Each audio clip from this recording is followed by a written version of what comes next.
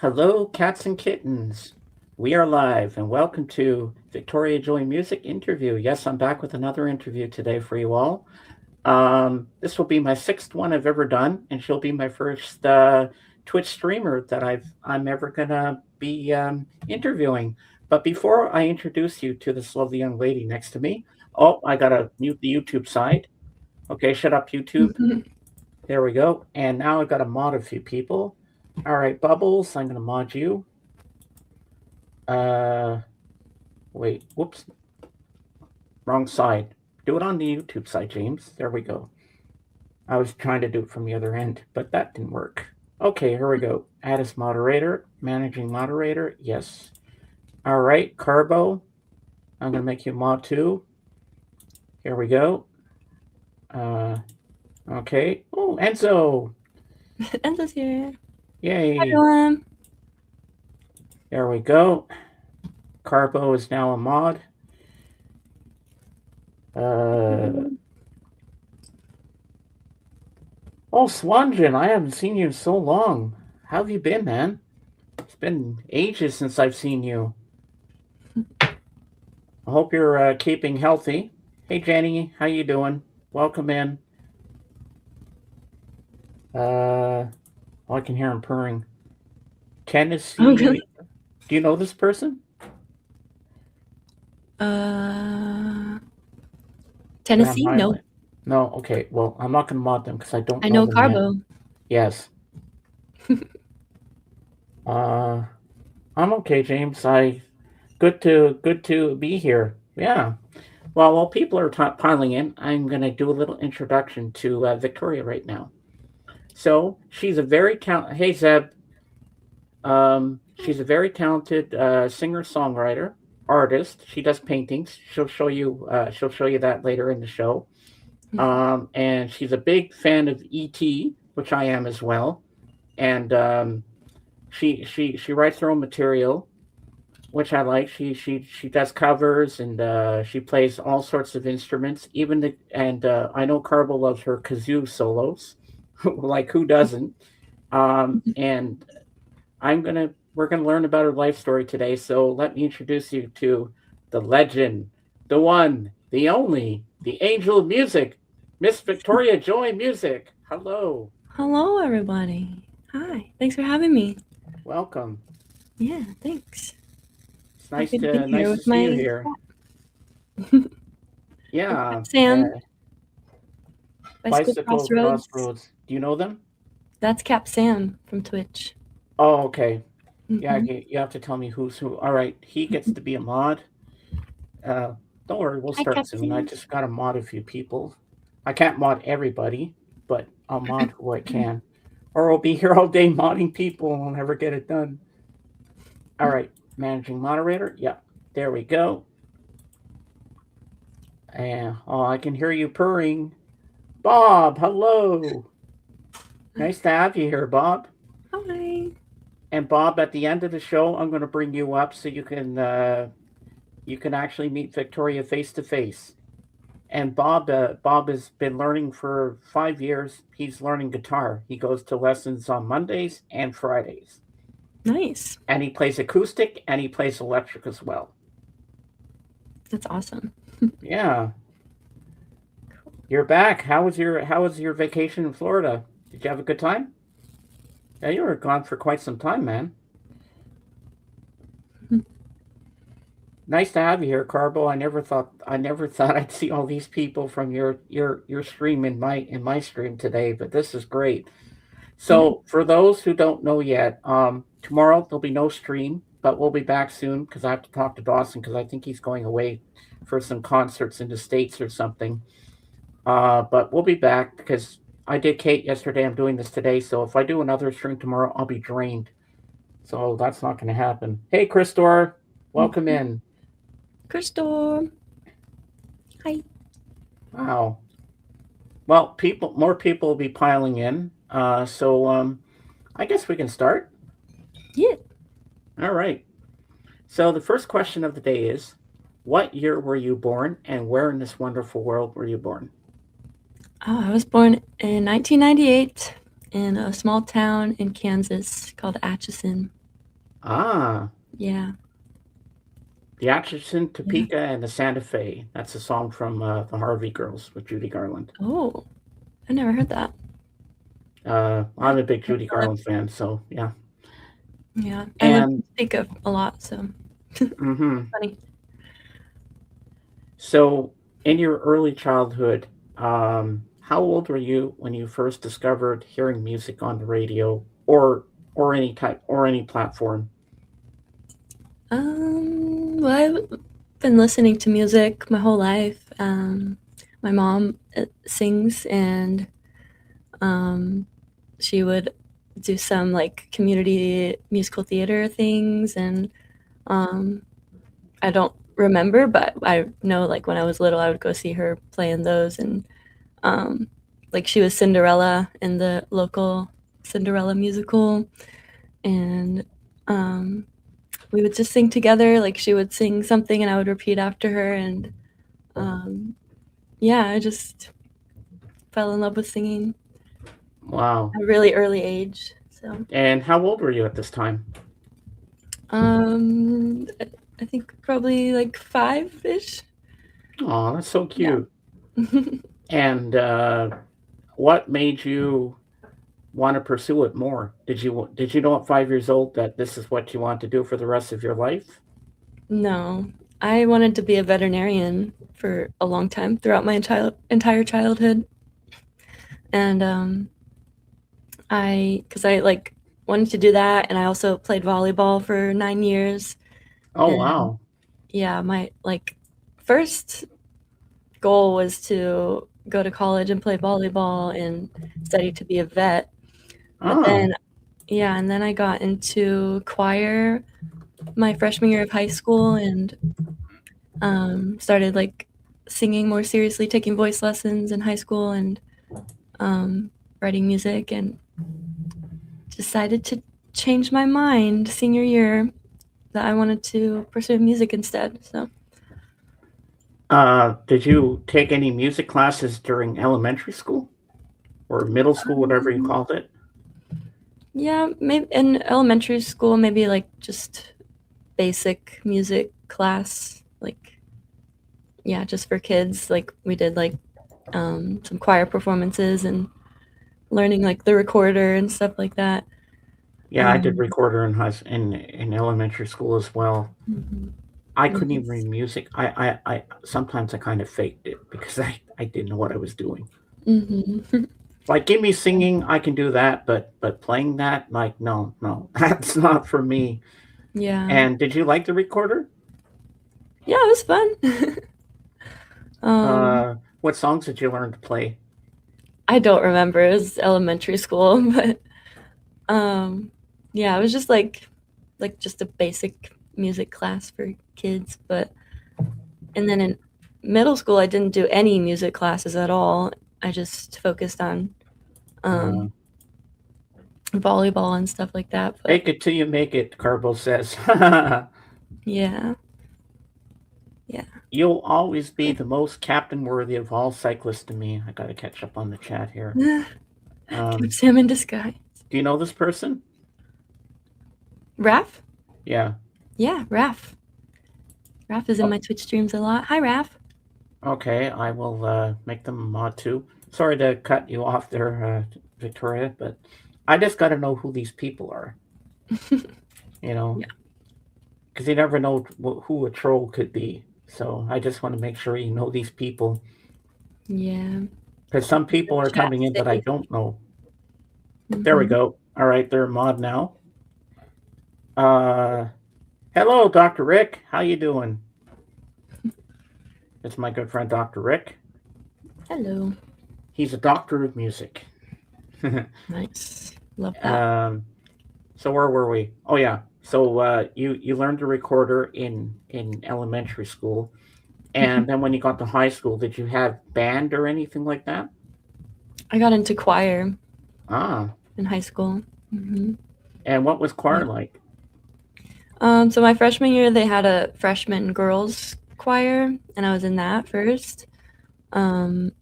And that was interesting because I was like the only one in that choir that could read music, and so I would go back and forth between soprano, alto.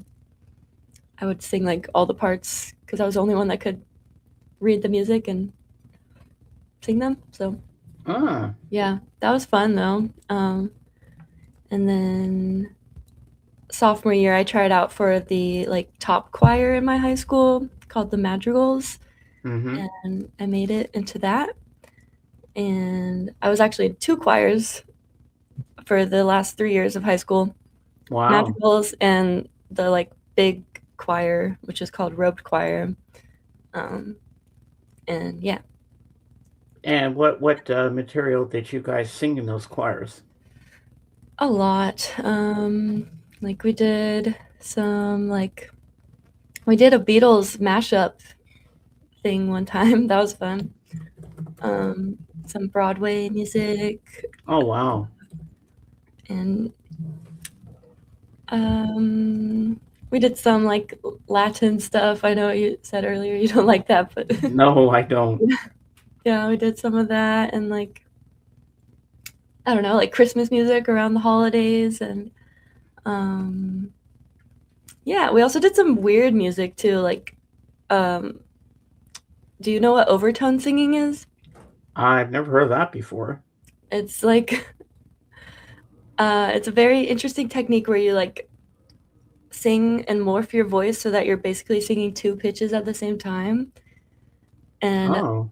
yeah, it's very interesting. And we did a piece called Past Life Melodies in high school, and it had overtone singing in it.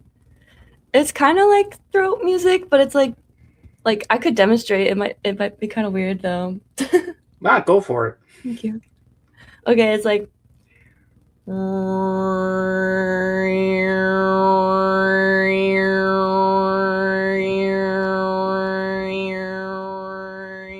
do you hear this? That's pretty cool. Because I'm singing the ooh that pitch, but there's also if you listen closely, there's an overtone that's higher. That's like Yeah, I noticed I don't that know if you there. yeah It almost sounds like a Gregorian chant. kind of yeah. If ET could talk, yes. If he could ET can talk, talk, yes. Crystal. Come Ouch. on, you know this. ET quotes. Yeah, that's pretty cool. hmm Um, when you were in these two choirs, were you inspired to write music then? hmm Yeah. So the Madrigals, the top choir that I was in, it's called the Madrigals because we did a lot of madrigals, which is a type of song from like the Renaissance era of music. Oh, I love that It's era. yeah, it's like a cappella, lots of harmonies. Um, yeah, it was basically like the pop music of that era, I guess, madrigals. Um, and in that choir, I made some friends who were in a music group together outside of school, like um, just writing their own music and performing it together. And they invited me to join them and like sing some hooks on some of their songs because they did mostly like rap and hip hop Mm-hmm. and um, wanted like a female voice on the hooks sometimes. And so I did that, and that like that was a big shift for me. That was like, I mean, I had written a couple songs before I started hanging out with them, but never like how I do now, I guess. Like, um, so that was really inspiring for me. I was inspired by like hip hop and R&B and kind of like lo-fi DIY music, I guess. Mm-hmm. Yeah. When you were first starting out, getting into music and being in all these choirs, who was your inspiration? Who did you look up to? Um, I don't know if I have like one person that was an inspiration. Or it could be more than one person if you want. Yeah, I mean like like I said, like the friends that I made in choir, they were really inspiring to me because like I saw what they were doing and I was like, oh, I want to do that too. Like writing your own Yeah. music and performing it, like yeah, I thought that was really cool and I was really inspired by that. And what kind of songs are you writing? Pop or ballads? It was like kind of like R&B kind of stuff. Mm-hmm. Yeah. Like who would Yeah, you? my mom was kind of a Yeah. an inspiration. Yeah. She didn't really do like she never really wrote her own music or anything, but um yeah, she definitely inspired me to sing. Um, and so, were you inspired by any musicians when you were writing? Um I don't know. Like I've been asked that question before and it's hard to answer cuz like I know like subconsciously there's musicians that have inspired me, but I can't like name who it is that I just write what comes to my mind instead of like I don't know, I guess like taking pieces from other artists. Mm-hmm. Late like more recently, with my newest song, Dear Universe, I've taken some inspiration from Nelly Furtado and her song I'm Like a Bird. Mm-hmm. Because I kind of wanted like a similar vibe as that song. So yeah. But like earlier on, I think it just kind of was inspired by my friends and the motivation that they gave me to start. So And were your parents always supportive of your decisions for music? yeah, for sure. Always. It's always good to have good parents that support their children whatever they want to do, Mm-hmm. and you have to keep up with it all. Yeah, for You sure. got to be determined, and you can't give up. If this is what you want, this is your passion. You got to practice. You know, you got to do Mhm. what you got to do to get better if you want to be where you are today. Yep. Now, what was your first instrument you ever played after, not including what you the recorder? Piano. Yeah. Piano. Was that the first thing you wanted to try? Yeah, I took lessons from my grandma. Oh wow. It's 5 until like 7. Well, Um, that's pretty good, Carbo. yeah, that's awesome, Carbo. So piano was your first passion. Yeah, yeah, for sure. And where did you first hear the piano and you said, "Oh, I want to do that"? My grandma. Ah, She's been a piano teacher for many years, and yeah, I would hear her play, and every time I went over to her house, I'd play the piano, and then started taking lessons from her. was she a strict piano teacher, like the kind that you see in the movies where they smack you on the hand if you No, do a wrong chord or something? no, no. No, I mean she's my grandma and she loves me, so none of that. Well, you've seen those movies where the kids get piano lessons and they get what? Yes. Yeah. No, but I think piano is the most beautiful sounding instrument, Mhm. and I don't know Yeah. why. When I hear a piano, I think of winter. I don't know why. Just the sound of the piano sounds like winter to me. Mhm. Yeah, I like Does that. that sound weird? No. Like I just think piano is the most beautiful thing, the most beautiful piece of music.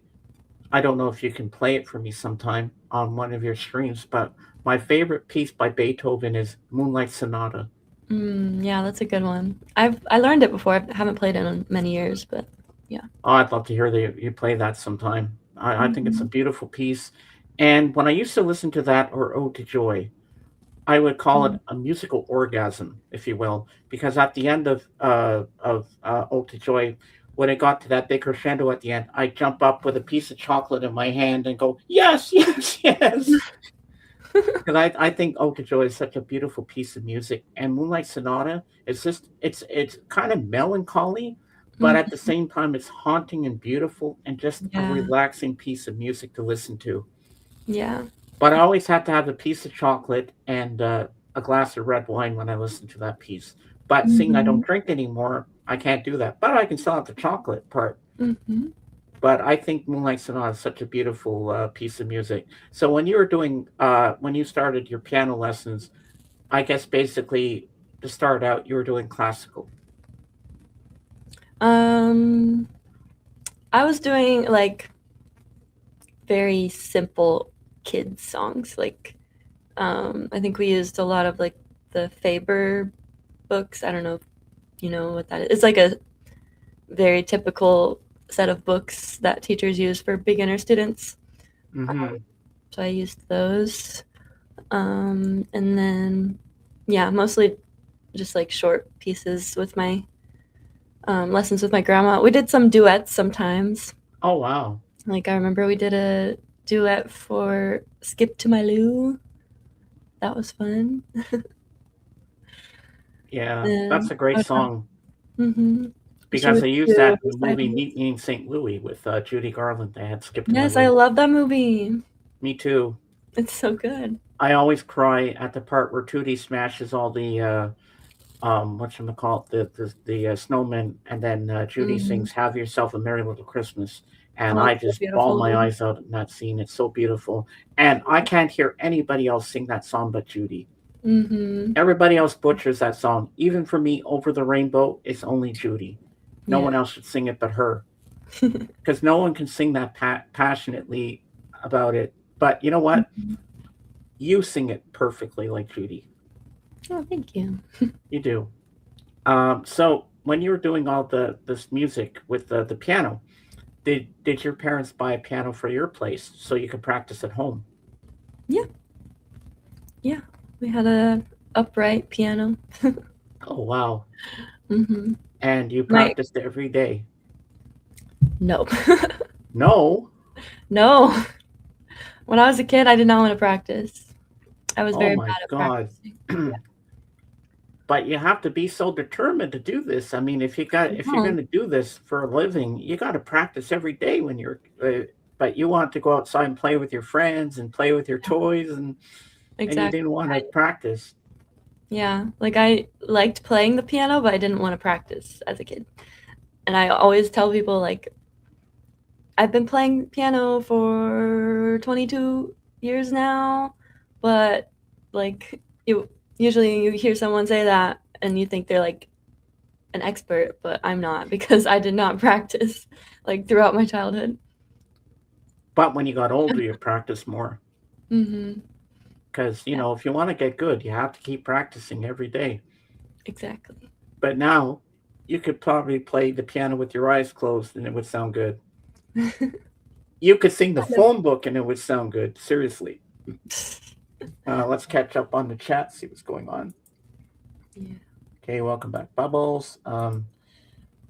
Israel, I can't pronounce that. Mhm. Yeah, Israel. I feel that's so hard. Like I want to play the uke, but I don't want to learn. Mhm. Yeah, I tried playing acoustic a couple of years back in the early '90s. I mean, I had trouble changing chords and stuff. I'm like, screw this. So I just joined my church choir instead. I said, hey, I sing better than I play. So one out of two Yeah. ain't bad. So what is the actual pronunciation of, is it ukulele or ukulele? Mhm. It's supposed to be ukulele, but Most people yeah, say most people, ukulele. I'm so used to the yeah, ukulele.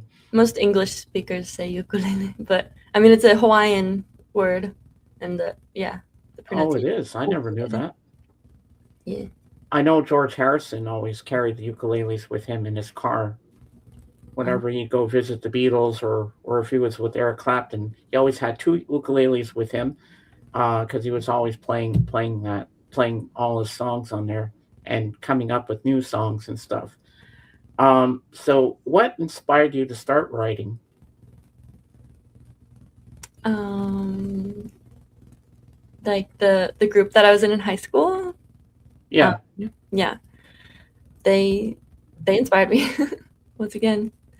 Um, what car was it? I said both. Yeah. I do I save too. up too. Like when I'm teaching my ukulele students, they're mostly kids, and if I say ukulele, they're like, "What? Why are you saying it like that?" It's Like, 'cause cute. that's how you're supposed to say it. So I just say ukulele. So you're tell me a bit about your students. What are they like? They're great. I have about 25 now, I think, total. I think my youngest is 6 years old, Aw. and I don't know my adult students' ages, but yeah, I teach pretty much all ages. So And for the 6-year-old, do they practice? I would hope so, but I don't think so. A lot of my students tell me they do not practice, Uh-oh. or they say like they'll practice like a little bit before the lesson, and that's it. But I mean, I was there. Like I said, I didn't practice as a kid either, so I get it. I'm not So too you can relate to them. yeah. Do you scold them? Say, Probably hey, you got to practice if you want to do these lessons. I don't scold them. I'm very understanding with them. I just like sometimes like with the guitar students, they'll be like, "Oh, my fingers hurt so bad in the lessons." I'm like, "Have you been practicing?" They're like, "No." I'm like, "Well, the only way to get your fingers to be stronger is to play it every day. Other than that, it's gonna hurt." And even if you get calluses, you got to keep going. Yeah, you want I to get know this. I know how it was Mm-hmm. because I used to practice and I just couldn't. I had trouble just even making an A chord. Mm-hmm. I mean, that was just hard. Like getting your fingers in the right frets and everything. I mean, I watch you when you play on your streams. I watch your change your chord changes, and you make it look so easy. Like how is she so good at this, and I couldn't even do that Practice. because you have to go fast to change all the chords and stuff. Mm-hmm. Yeah, you have to think ahead. Uh, Mm-hmm. like when you write a song, what comes first, the title or the actual like lyrics? Usually the title is last for me. So definitely lyrics first. Sometimes it's lyrics first, sometimes it's melody first. Yeah, just depends what comes to my head first. But No, never title first. no. Yeah, I usually Well, name the or I usually name it like after I'm done writing it. uh, Hmm. and it's weird how some songs there's a title for it, but then you never hear that title word in the actual song. Yeah, definitely. Like I wrote a poem once about my ex girlfriend from years ago. I called it Echoes, but not once do I put the word echo. I only put echoes. I don't remember if I have even put the word echoes in there. All Yeah, right, let's catch up on the chat. yeah. A friend of mine practiced so much guitar that he got an injury that prevented him from playing guitar at all anymore. Oh my God! Oh god. Wow. Yeah, you can So definitely so overdo it. so you for sure can overdo it. I guess you can. Does Victoria remember the first song, even just lyrics she wrote, and at what age? Yeah, that's a good question, Krista. Um, like the first song I wrote, I don't remember like because I used to write like just little short songs. Like I don't remember how any of them went when I was a kid. I remember writing a song for my mom for Mother's Day. I can't remember how it went. I remember like the chorus like today is Mother's Day. Oh, that's I don't cute. know. But like I the like first that. yeah. The first one I can remember is my song Fell Through. Um which I have on my song list. I play it on Twitch sometimes, but I don't have it released. But I do Ah, have a secret. I secretly have a music video for it on YouTube somewhere. ooh, Yeah. you're holding back on us. We need to see this Yeah. video. I mean, I could show you. Oh, and I know You Carbo's going to beg you for that, aren't you, did- Carbo? yeah. Well, Carbon I was the wrote a lyric. song back in the early 90s, I think it was. I just woke up one morning. I had the title in my head, but I can't read music or write it. So I have this melody in my head, but I have no way of putting it, you know, bringing it to life. But this is my lyrics. Kind of corny, but I liked it. So the title's called Rock and Roll Woman. Rock and roll woman, put on your dancing shoes. Rock and roll woman, put on your dancing shoes. You got me rocking and a reeling. Feel these rhythm and blues. You twist to the left, you twist to the right. Shake it, mama, all through the night. Rock and roll woman, I love you so. Ooey baby, I can't let go. Rock and roll woman, you really thrill my soul. Rock and roll woman, you really thrill my soul. Put your dancing shoes on. Come on, baby, let's go. Every time I see you, I start to dance around. Yes, every time I see you, I start to dance around. Baby, baby, baby, I love that rock and roll sound. So it's kind of like a bluesy, kind of like rock and roll song where it's gonna. I Yeah. wanted it to have like a brass section, like a clarinet solo, two heavy guitar Mhm. solos, double like a stand up bass and a regular bass, and it would sound like like that with the guitar and then Yeah. Yeah, something I like was that. kinda getting that feeling, like, And just from you so reading it. this is what the first verse would sound like with my melody in my head. Rock and Mhm. roll woman, put on your dancing shoes. Rock and roll woman, put on your dancing shoes. You got me rocking and reeling, feel these rhythm and blues. Then we go dong da dong da dong da dong, Yeah. da-da, Mhm. I something can like hear the that. bass. Dum da dum da dum da dum. Yeah, it's Yep. too bad we can't work on that together Swingy. at some point.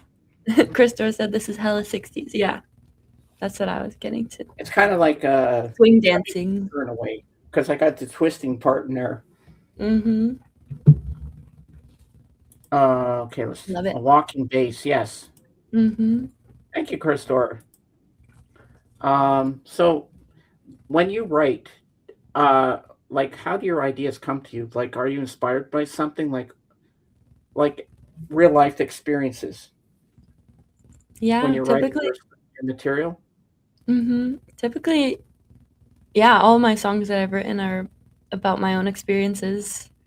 Um, like, I honestly haven't written a new song in a while, but when I do, um, it'll just come to me randomly. Like, a lot of the times in the shower, I don't know what it is about the shower, but that is a big space for inspiration for me. Like, and it's also hard though, because like when you're in the shower, like you can't just write it down right away. So you have Yeah. to, yeah, like remember it until after you get out. But, Oh, that's pretty cool, Carvel. I never knew that. oh, Uh, exactly, Best Crystal. ideas come in the bathroom. It's true. Like I sing in the shower. Like I like to sing Mm-hmm. in the shower sometimes. Like who doesn't? Mm-hmm. And that's where I get ideas too. Yeah, it's crazy. But I don't when know what I it is. It's just the water or the cleaning. I don't know. I think Yeah, it's the acoustics, Victoria, that too. because the acoustics are pretty good in the bathroom because it echoes and you say, "Oh, I like the sound of that." Um, so when you graduated, did you know exactly what you wanted to do from high school? No, nope.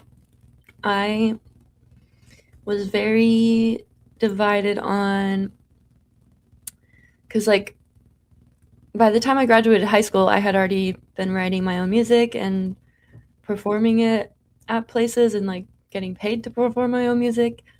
And so I was kind of in this mindset like because when I first started planning to go to college, I wanted to do vocal performance and keep expanding music and performing. But then I had this mindset like I'm already doing it. Hmm. Why do I need to go to school to learn how to do it, you know? And so I changed my mind last minute on my major. Um, because I went to go visit my great grandma and she had Alzheimer's. Mm-hmm. and we sang Amazing Grace together, and she remembered all the words and even harmonized. Oh wow. And yeah, and that was a really cool moment. Um, and I had learned about music therapy a little bit before that, and I like wrote a paper about it in high school and kind of had some interest in it, but like wasn't sure that it would be something that I could actually pursue. But then when I had that experience with my great grandma, I was like, wow, this is crazy. Like she couldn't remember who I was or who like even her own daughter was, but she could remember all the words to Amazing Grace, every verse, even the harmonies. And I thought that was amazing. So I was like, I'm gonna do music therapy. Um, because like I thought it was really cool, and I kind of thought like if performing doesn't work out, I could still do this really cool thing in music therapy, like still making Mm-hmm. music and helping people. Um, but I wasn't educated on how intense being in music therapy is. Um, so I did it for a year and a half, and I liked it for the most part. But like once we got to like the more like sciency like stuff behind music therapy, like learning about the brain and biology and stuff like that, I realized it wasn't for me. Like I, um, So you basically, know, it got pretty boring after that. yeah, not boring, just like I realized it wasn't my passion. Like there were people in the program who were like, "Oh my gosh, this is so cool! Like learning about this stuff, how it all works with the brain." And then I was like, I just want to be playing music, like I just Yeah. want to. Yeah. So I tried to do both music therapy and vocal performance for a semester. That was a big mistake. Mm-hmm. I immediately dropped music therapy and just decided to switch Oh to vocal wow. performance. So, Oh wow. The power of music with Alzheimer's. Feel you, Victoria. Had the same with my grandmother. She remembered we'll meet again from the war after forgetting everybody. But it's true. You know what? People with Alzheimer's, they won't remember who the person is in the present, but they can remember what they did as a child and what the past is like. Like that's the part I don't understand. How do they know all that still? hmm yeah, that's the power of music. It ingrains itself in the brain like in a different way than other memories do. Because I remember my first hit with music. I think I was in my grandfather, my who I used to call Pappy, my mom's dad. I was in the car with him, and I remember the radio being on back in the early '70s, and I remember hearing Joni Mitchell's song for the first time, "Big Yellow Taxi," Mm, and every time I hear that song played, I get a warm fuzzy feeling thinking of the first time I heard it because you always remember the first time you heard a song, where you were and what you were doing. So I always remember Big Yellow Taxi in my pappy's car, hearing that for the first time. it's He a was good song. taking me to some garage to give me a bicycle or something, if I remember correctly. I'm surprised I remember that. I think I was like 3 or 4 when that happened. Then Oh another wow, song I remember hearing on the radio was Gordon Lightfoot's song "Sundown." You I've know never that heard song? that. Mhm. Sundown, you better take care if I find you've been creeping up my back stairs. It's one of his No, biggest hits. I'm surprised you don't know that one. I'll have to send it to you so you yeah. can hear it. It's a good song. But you know Mhm. who Gordon Lightfoot is, right? Mm-mm. You never heard of Gordon Lightfoot? Nope. Joni Mitchell? I know Joni Mitchell. Yeah. Yeah. That's who inspired Sarah McLachlan. Because I'm a huge Sarah McLachlan fan. I've seen her in concert a few times. And Nice. she's written some beautiful a cappella pieces too. Do you like a Mm, cappella? I do. Yes. I want to write one, but I don't know how about going at it. I want it to be called. I want it to be about a couple who have recently been in love before, but they're not sure. They're scared to fall in love again. The title I have in my mind is called "Where Do We Go From Here?" Mhm. But Nice. I don't know how to write it yet. But okay, who's Cool. so in scientifically terms, the human brain is basically a magical mystery machine. Pretty much, Yes. it seems that way. Okay, Danny says, I have a friend who was a music therapist for a children's hospital. She does amazing work and was passionate about understanding as much as possible of the psychology of how music affects and heals. Yeah, that's awesome. See, like with music therapy, you can't just be passionate about music. You have to be passionate about the psychology and the science behind it all too. Like, which I think it's really cool, but I just, yeah, I'm not like as passionate about learning No, but the way you and do it in your implementing it in that streams, way. it's Hmm. pretty straightforward. Right. Like you know what you're doing and you make it work. And it does work. It does heal. It does help. Like when I'm having the shittiest day of my life, I just come to your stream and I say, okay, I need my favorite song today.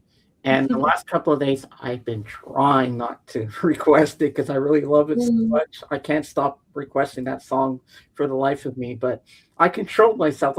I said, let's see how many days I can go in that stream and not request it. But That's I get to fine. hear it today, and I'll probably request it Monday because I know you love playing it for me anyway. Yeah. Here we go. Probably no, the Gordon Lightfoot song, If You Could Read My Mind. Yes, that's a great song. Would request that as a live learn.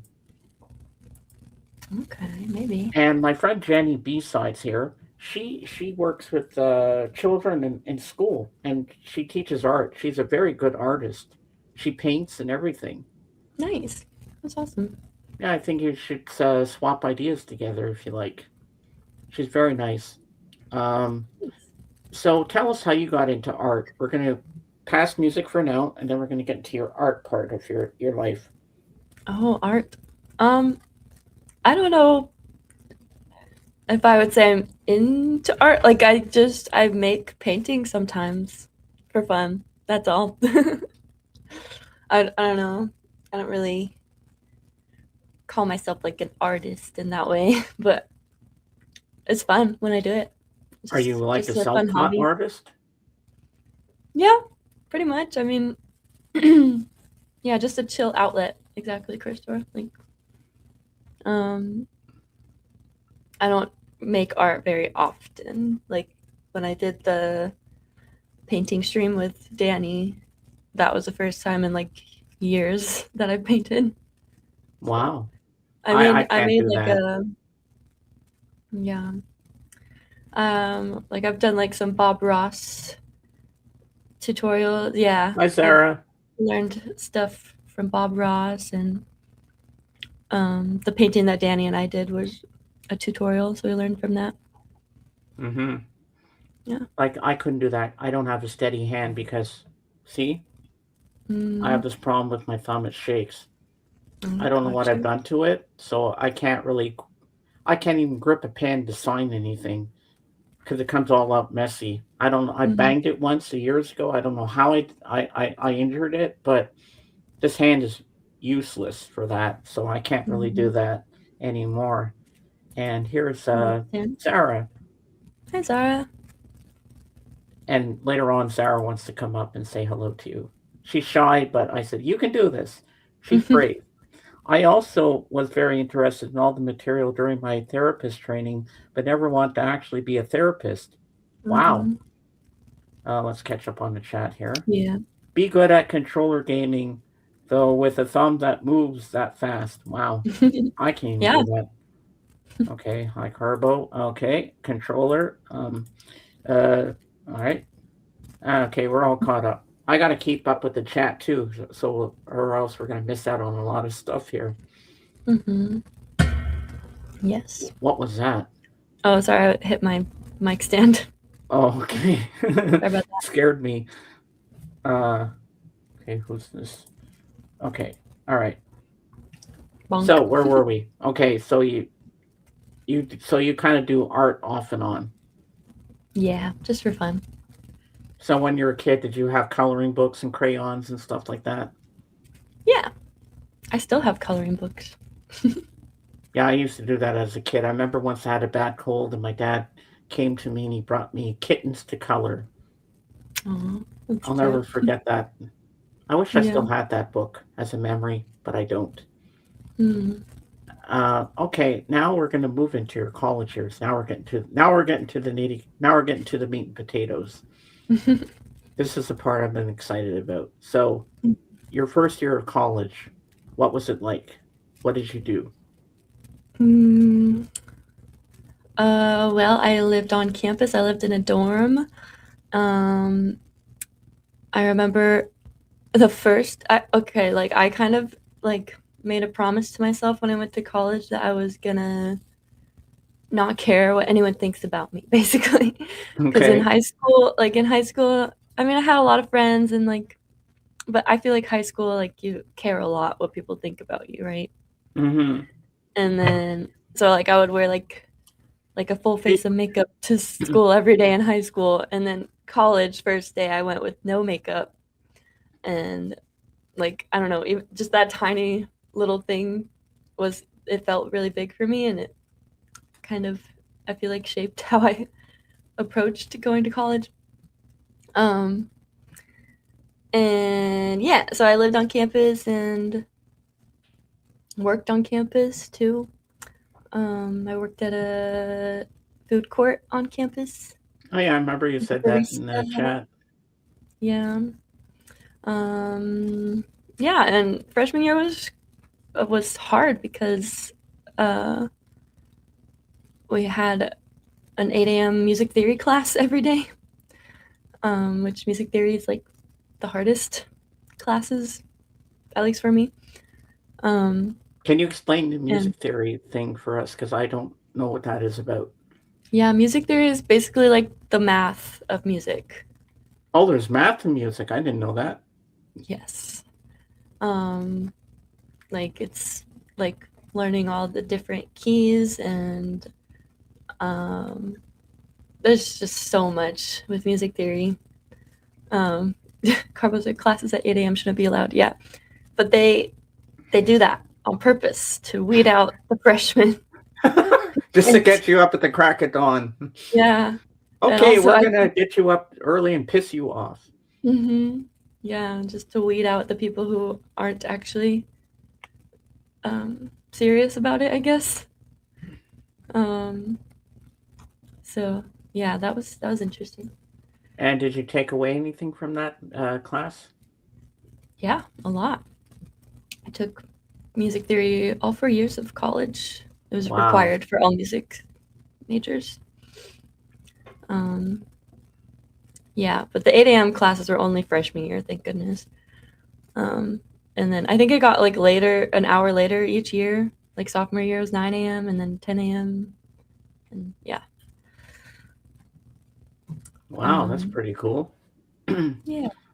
So music theory, like, do you have to write essays and stuff in the class, or do you analyze songs and stuff like that kind of thing? hmm Yeah, we would analyze songs and like we would be given like a piece of sheet music and have to like analyze and write like what each chord is and like each movement between each chord and we also had to do sight singing, which was not too terrible for me since I'm a singer, but like I felt bad for like the people who didn't sing, like the band and orchestra people.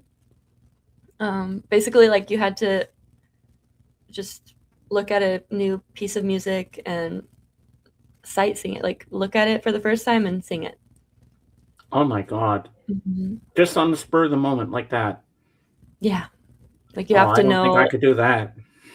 Like you have to know, like I mean, you get like the starting pitch, but then you have to know like what each interval sounds like to Okay. be able to sing it. What's Yeah. Carbo saying? I am so bad at all the music theory stuff. Um, I'm fascinated by it. I love how he spells fascinated. It's cute. Probably because it They. looks like rocket science to me. Okay. Hey, Kate. Welcome in. Oh, hi, Kate. Well, we're doing this a little early right now, but I'm going to bring up some guests to meet you.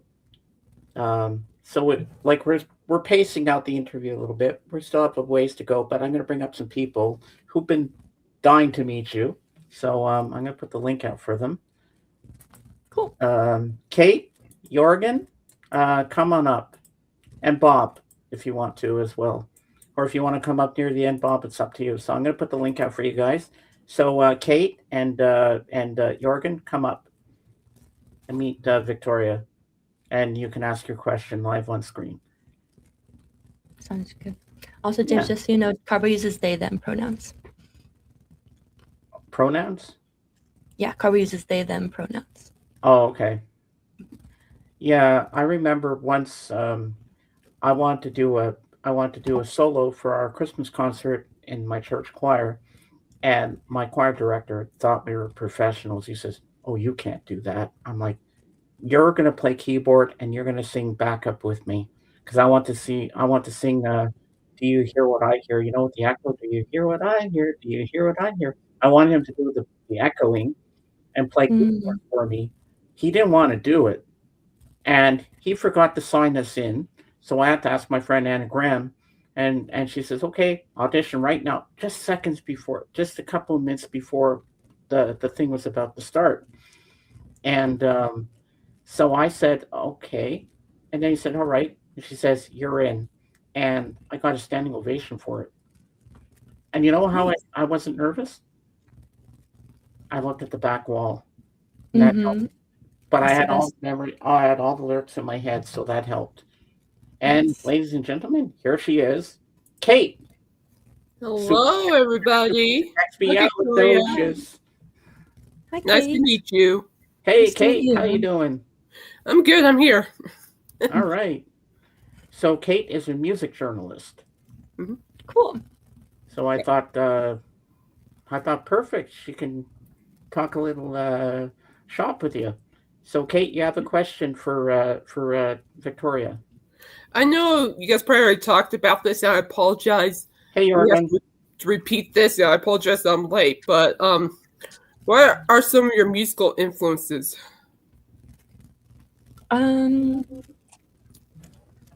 Yeah, James kind of asked me this earlier, and Yeah, it's kind of a hard question for me. Like I it don't is hard, isn't really, it? yeah, like I can't really think of any like names of musicians that inspire. Like I've been told that I sound like certain musicians. Like I've been told I sound a lot like Kate Bush.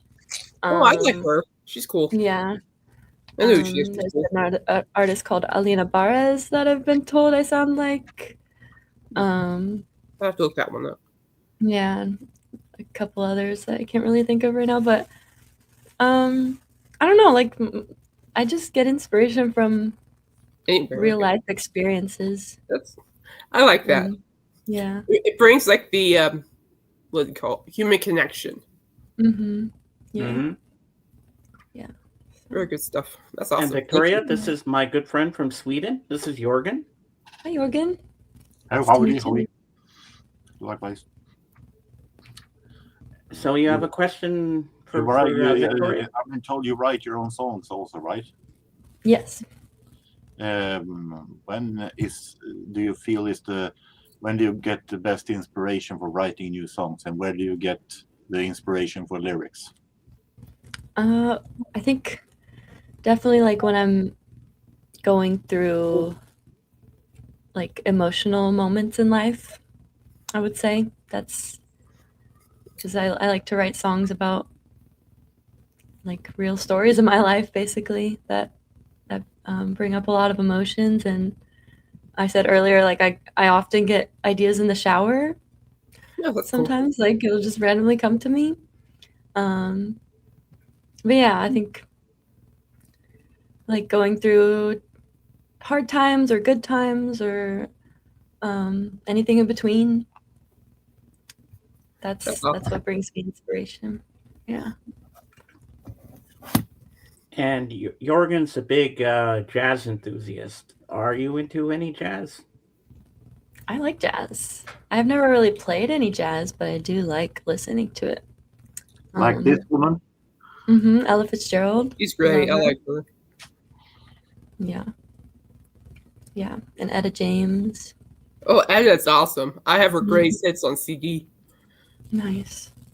Now Yeah, you're she's giving me ideas for what songs I want to hear you sing. You know what? One of my favorites, and I'd love to hear you sing it, Victoria, is "At Last." Yeah, that's a good one. That's a beautiful piece of music. Classic. Yeah. While my two friends are up here, we're going to keep the interview going, but I'm going to keep Jorgen and Kate out for a little longer, if you don't mind, Yeah, not at all. because they're kind of my support group too. But I'm very comfortable with you now. I'm relaxed. I'm having fun, so don't worry about that. Okay, now you're in college, and when did the classical training start for your opera stuff? So I actually started classical training in high school. Yeah, because like in choir, like we used more of like classical voice techniques, I guess. And then we also had solo competitions in high school where you could sign up to sing a couple songs and like compete, and you would get like a rating on your performance. And so I took private voice lessons in my junior year of high school, and that's where like I started like learning some. I mean, I was not doing opera, but like classical operatic singing. And yeah, and then Hi, Sarah. Hi, Sarah. Oh, hello, kitty. Cute. This is Cookie. Oh, there's your pretty kitty. Hi, Cookie. Hi. How are you? Nothing. So, Sarah, you have a question for Victoria? Yes. Who inspired? Who was your inspiration for starting singing? Yes. Who was my inspiration for starting singing? Yes. Playing instruments. I'm sorry if I am shy. It's okay. I think my grandma inspired me to play piano, and my mom inspired me to sing. So, Oh, Yeah. that's Yeah. good. Mm-hmm. that's That's why I nice. started it so early, I guess.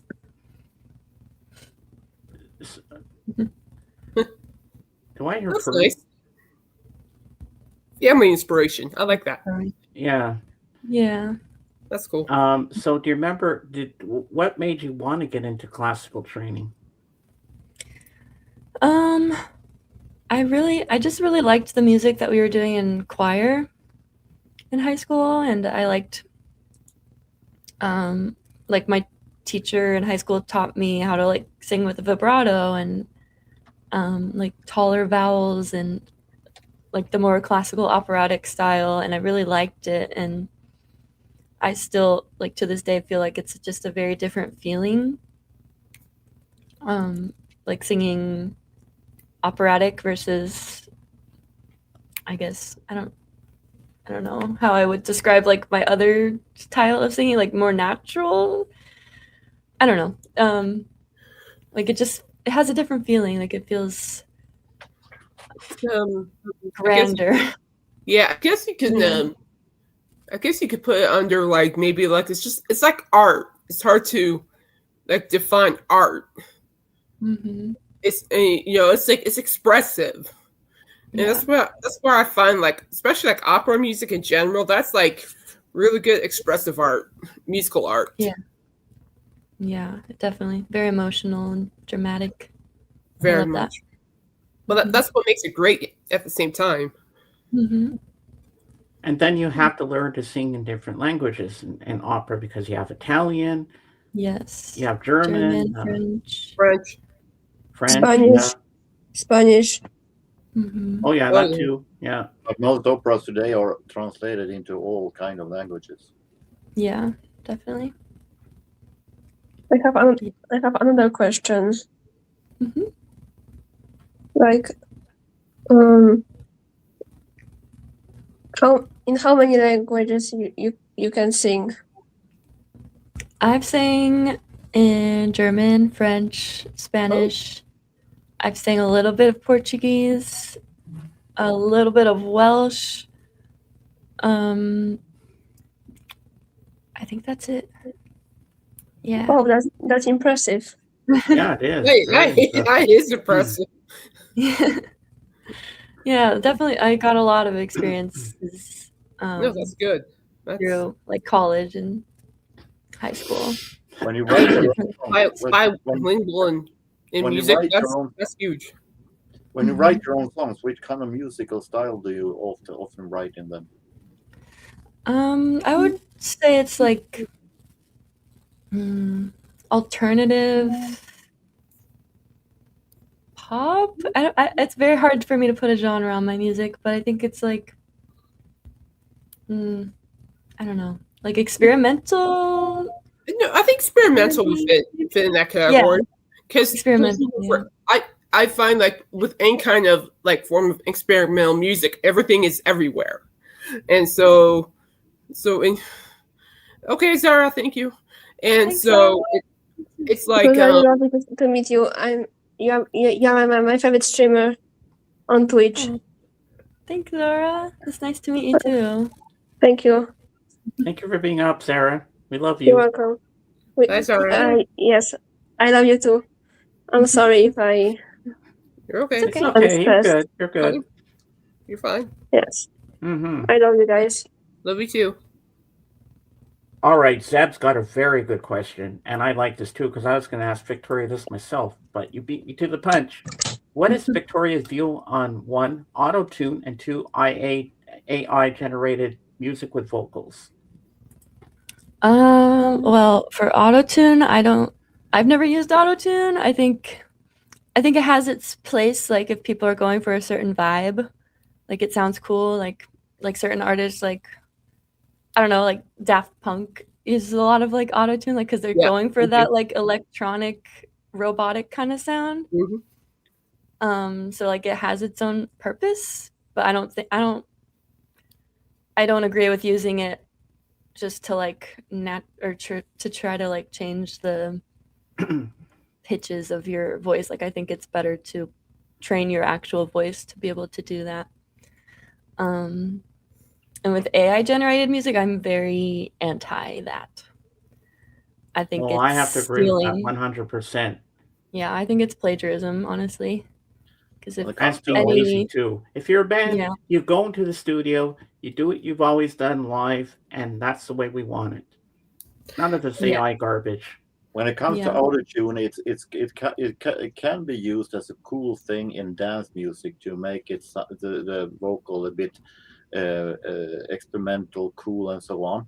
Even though often it sounds pretty horrible, but it has its meaning as coolness of a dance track.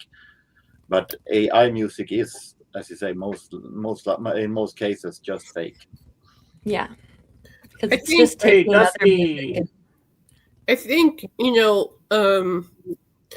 like a yin and yang with AI. I mean, the bad side is that people who are not in music, they know nothing about music, can make money off creating something totally false.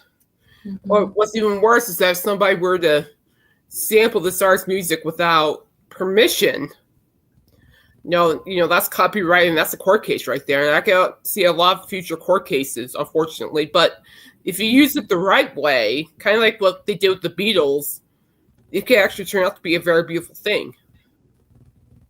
What did the Beatles do? James? For John's demo, which was on a cassette of Now and Then, they took like Peter Jackson had the technology, and they took John's voice and brought it up to the front so you could really hear him, and then Paul and Ringo did the other parts, and they brought it all together. And when you hear John singing, you think it was made today, like John was still alive and he was in the studio with them. That's how beautiful it sounds. That is another case, because then you're using it for something that is created to make it Exactly. more audible. But if they had created this demo itself without John Lennon's permission with AI, then it would be horrible. But now they only took what already existed and made it more or less listenable, and that's another case. Yeah, that's interesting. I never heard of it being used that way. Oh, it's really good though. It really is. I mean, you can use. There's a right way to use it, and which is the smart way, and then there's the no way, and and also point out. I think what worries me is that AI will take over the recording studio. Period. Mm-hmm. And I think that really takes away the creativity aspect for artists.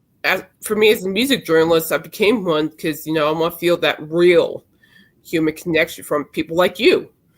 I want to learn about it. I want to know why this song triggered you to write it. It's just I want to feel that human connection. AI is just a machine. It doesn't have feelings. It's not a person.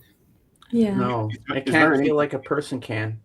No. It's very interesting, because if you look at YouTube often nowadays, you can see this and that artist on one YouTube channel had put up a new song with, let's say, just a name, Taylor Swift, and you say, people might go, oh, a new song with Taylor Swift, and it is just that channel that have been doing a fake song with AI, and it's not official. You have to go to the artist genuine YouTube page in order to know whether this artist has released something new or not nowadays, because you can never trust a fan page anymore with that. Yeah, definitely. Yeah. Mm-hmm. Yeah. Like, okay, I can see AI being done for certain things, but not everything. No, not everything. It shouldn't be for everything. Yeah. In my opinion, at least. Definitely. It can be useful if you use it right, but a lot of people have been using it in a negative way, and it's just and it's sad. It's taking away a lot of the craft of music and stuff, or it's going to if they're not smart about it. Oh, this question keeps coming up from Dusty. He says, Hi, I Dusty. think my question would be, where do you find inspiration for your music? What sources do you turn to? And what is your process of turning inspiration into a finished satisfactory song for you? I feel like I've answered the where do you find inspiration for music a lot of times. So I'll just put it for the question. Yeah, sorry. But the process of turning inspiration into a finished satisfactory song, it's a long one. I mean, sometimes it can be quick, like sometimes an idea will just flow until it's done. But most of the time that's not how my brain works. Most of the time I'll get an idea and like start working on it, and then I'll kind of lose the inspiration or like lose ideas or run out of ideas, and then I'll come back to it later. Like, well, it's what do you call it? Writer's block. Writer's block all the time too. It's frustrating. You want to get it done, but your mind's just like not having it. Yeah, I get that. No, you're not like that. You're okay. You're good. What was it? Oh yeah, I like what Chris Thor says. Just take really, really long showers. Yeah, that'll do it. Oh, Chris Thor is silly. Victoria, you have been standing in the shower now for 5 hours. Calm down, I'm creating. Yeah, it's the process. Trust the process. I'm writing a whole album here. It's funny. So, what was your first operatic song you ever sang?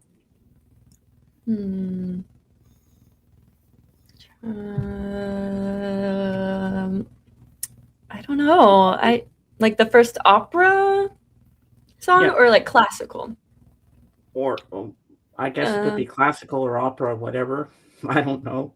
Trying to remember. I think the first like classical song I sang was Nuit d'étoiles by Claude Debussy.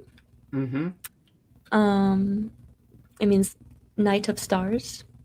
It's really beautiful. It's I don't think I've one of heard the that. most beautiful pieces ever. I might have to look that one up. That sounds really Yeah. interesting. Yeah. Here, I'll put it in the chat. I don't know if I pronounced things right. It's been a while. Claude Debussy is how it's the composer. Oh, I know who you're talking about. Yeah. Yeah, you did that right. Yep. I think that was the first one. Yeah. But one I'd love to hear you sing because there's one version of it by one certain artist. She was 12 at the time when she did this a couple of years back. Her name is Jackie Ivanko. And she sang one piece that made me cry the way she sang it in concert, Nessun Dorma. Yeah, that's a good one. The way she did it, I didn't even realize I was crying at the end. I had tears in my eyes already before the song was over. Then I was bawling my eyes out at the end. I'm like, I love this. I absolutely love this. Yeah. I got to catch up on the chat here. For me, sometimes I write a whole song in one session, but it's always good to let stuff sit for a while and come back to it later with fresh eyes, ears. Very I true. agree. And Dusty, do you have any songs you feel are not finished to your full satisfaction? Songs you may revisit in the future to complete your satisfaction? Yes, I do. I have a lot of unfinished songs that, I have notebooks full of songs that I've written since high school, that I would like to revisit. And I have some that I've written recently that aren't finished that I definitely want to revisit. So, yeah. So when did you do Pirates of Penzance? Oh, that was my senior year of college.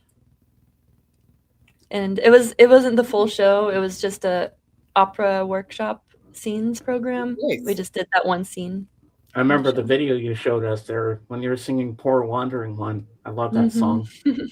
Yeah, that was so much fun. I was talking about Phantom of the Opera with one of my friends when I used to work at Blockbuster a few years ago. And he said, "Can you sing that again, James?" I'm like, "What do you want me to sing again?" He says, sing that the Phantom's part again. He says, "I like how your octave goes higher than what Gerard Butler did in the movie." So I'll do it for you now. Sing once again with me our strange duet. My power over you grows stronger yet.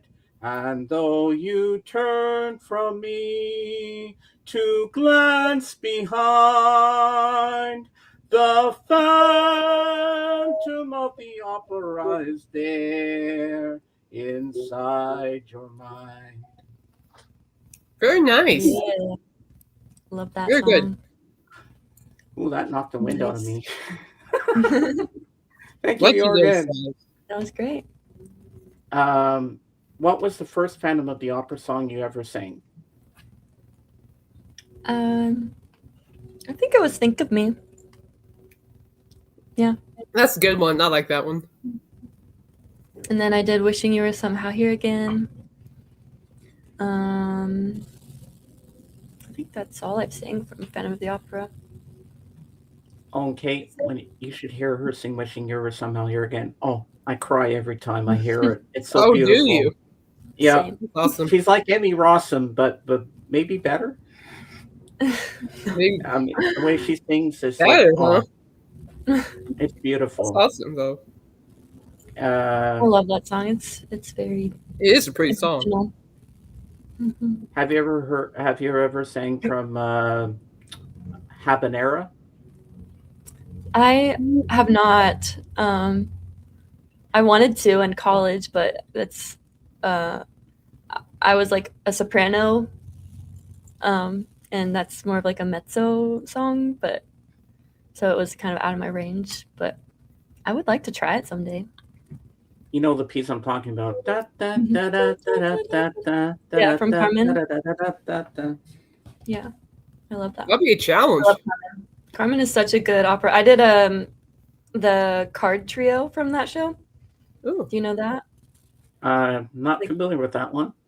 it's a scene where Carmen and I think her two sisters or two friends are like playing with tarot cards and like trying to figure out their future, and Carmen gets the death card. Oh my. Oh no. It's How like it fun. starts it starts out with like I played one of the other girls, and then so it's like it starts out with like a duet that's like happy and fun, like, oh, we're just playing with these cards, and then Carmen comes in and draws a card. She's like, death, and it goes into like this big dramatic aria from Carmen. And it's so good. That's Oh wow. cool. Thank you, You should Christor. look it up. The card trio from Carmen. It's really good. Have you ever seen the flower duet, the flower song? Mm-hmm. Yes, I love that piece. I It's love so that one beautiful. for Lockman. Yeah, I love that one. And what are they speaking? What language is that in? French. What are they singing about? Um, it's been a while since I've sang it, but it's basically, I think it's basically like just talking about flowers and beauty of life. Wow. If I looked up the lyrics, maybe I could.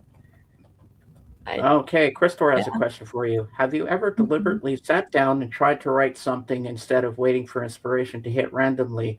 If so, do you notice any difference in the end result? Good question. Yeah, Mhm. very good question. Yes. I don't do it very often, but like I've been practicing that a lot with my students because my students are working on songwriting. So like, we have like our lesson time for 30 minutes. So like we have to use that 30 minutes to write.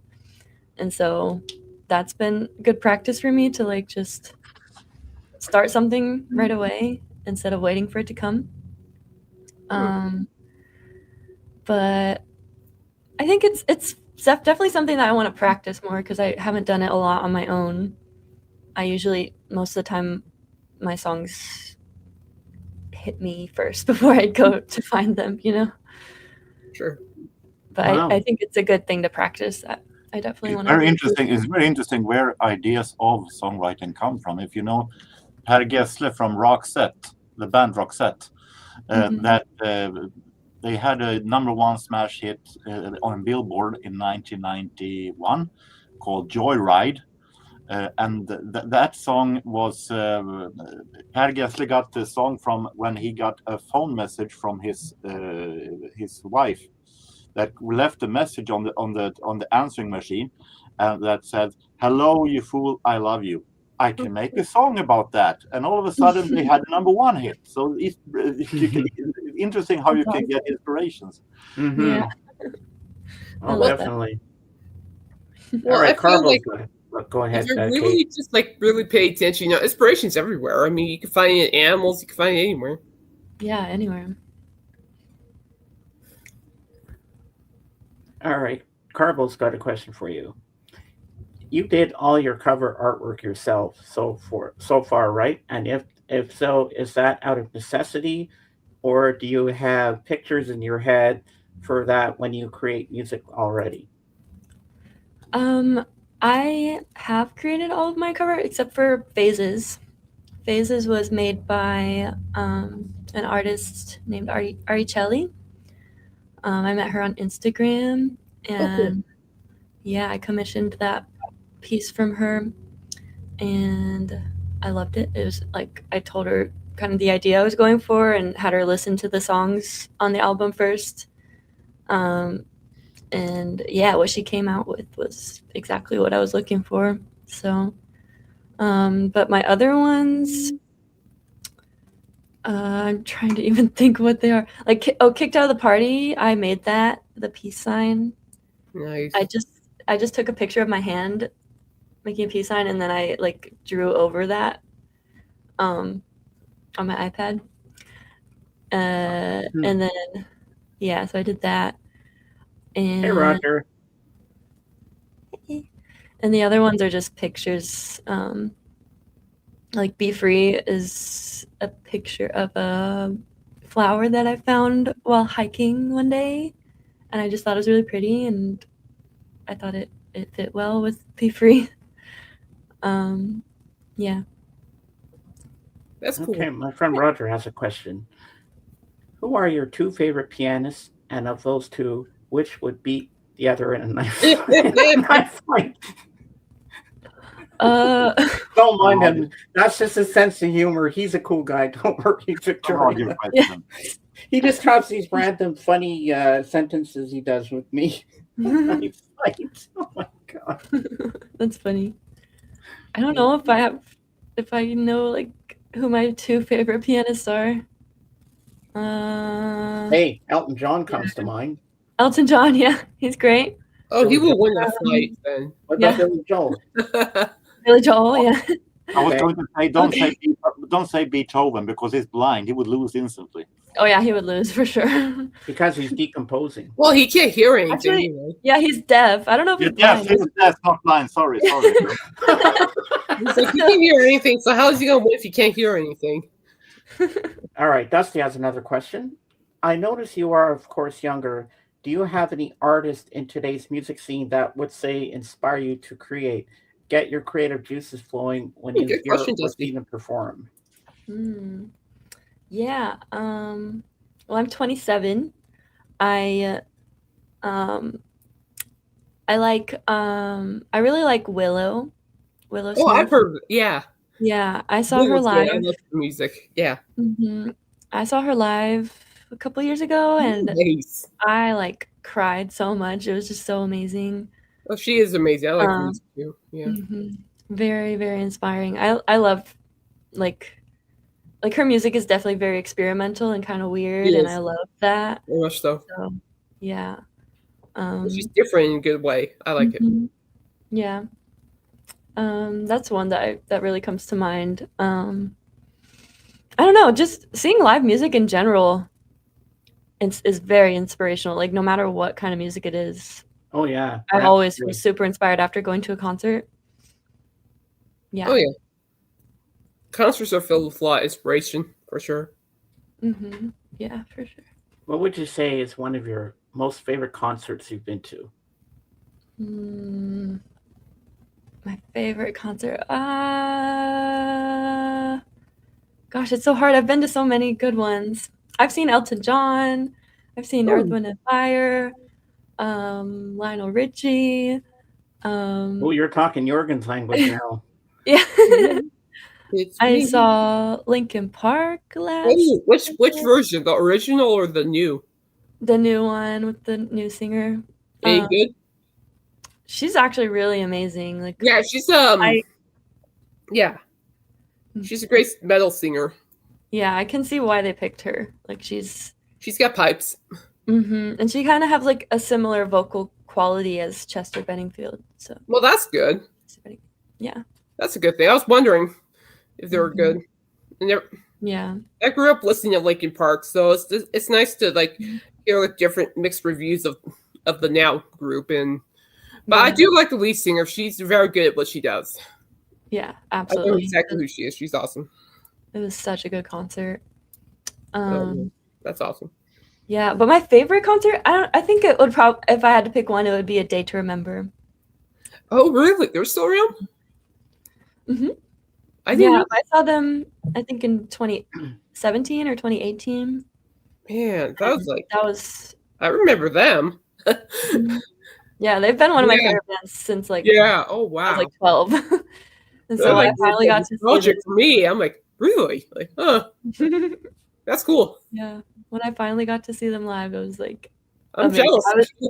Yeah, like I went with my friend and we ended up getting separated from each other because I was just like so lost in the music and like the mosh pit and just everything going on. Oh no. Yeah.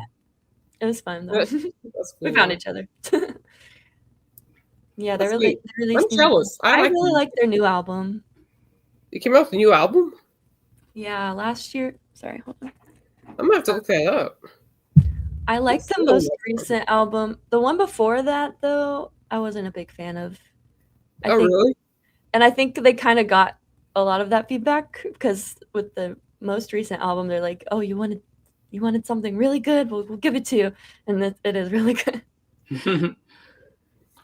How I was gotta check that out. Thanks for mentioning that. I had no idea. Thank Yeah. you. how was Earth, Wind and Fire live? Oh, they were amazing. Verdine, or is it Verdine? No, Verdine is the bassist, I think. The main lead singer, he passed away. Morris White. So, yes, Maurice White. Yes. So that was like, I mean, they didn't have him, but everyone else was amazing. Like, especially for their ages, like they were rocking it. It was really cool. And the other singer, what's his name? Philip, I think. Philip He does Bailey. like, yeah, he does like the high notes, and he was still hitting them really well. It was awesome. Yeah, I think I heard an interview Hey, with Lisa. him. They actually Hi, made Lisa. It's you, dear. Morris White made it up that he would sing the faster songs, and he let Philip Bailey do the more ballad songs. Yeah. And Philip Bailey was not that satisfied with that. He wanted to sing also the faster songs, but Philip Bailey said, with your high voice, with your falsetto, you're bound to sing the ballads. So Yeah, definitely. Yeah. Well, on my favorite concerts, I think, Victoria, you're going to be jealous of what I saw. What is I've it? seen Elton John live on his own. And then, this is back in 2021. I went with my sister and my dad. And we had nosebleeds, but we had binoculars. But it was still cool. Elton John and Billy Joel's face-to-face tour. Ooh. That's awesome. It starts out, the lights go low, and then all of a sudden, the pianos came out from under the stage.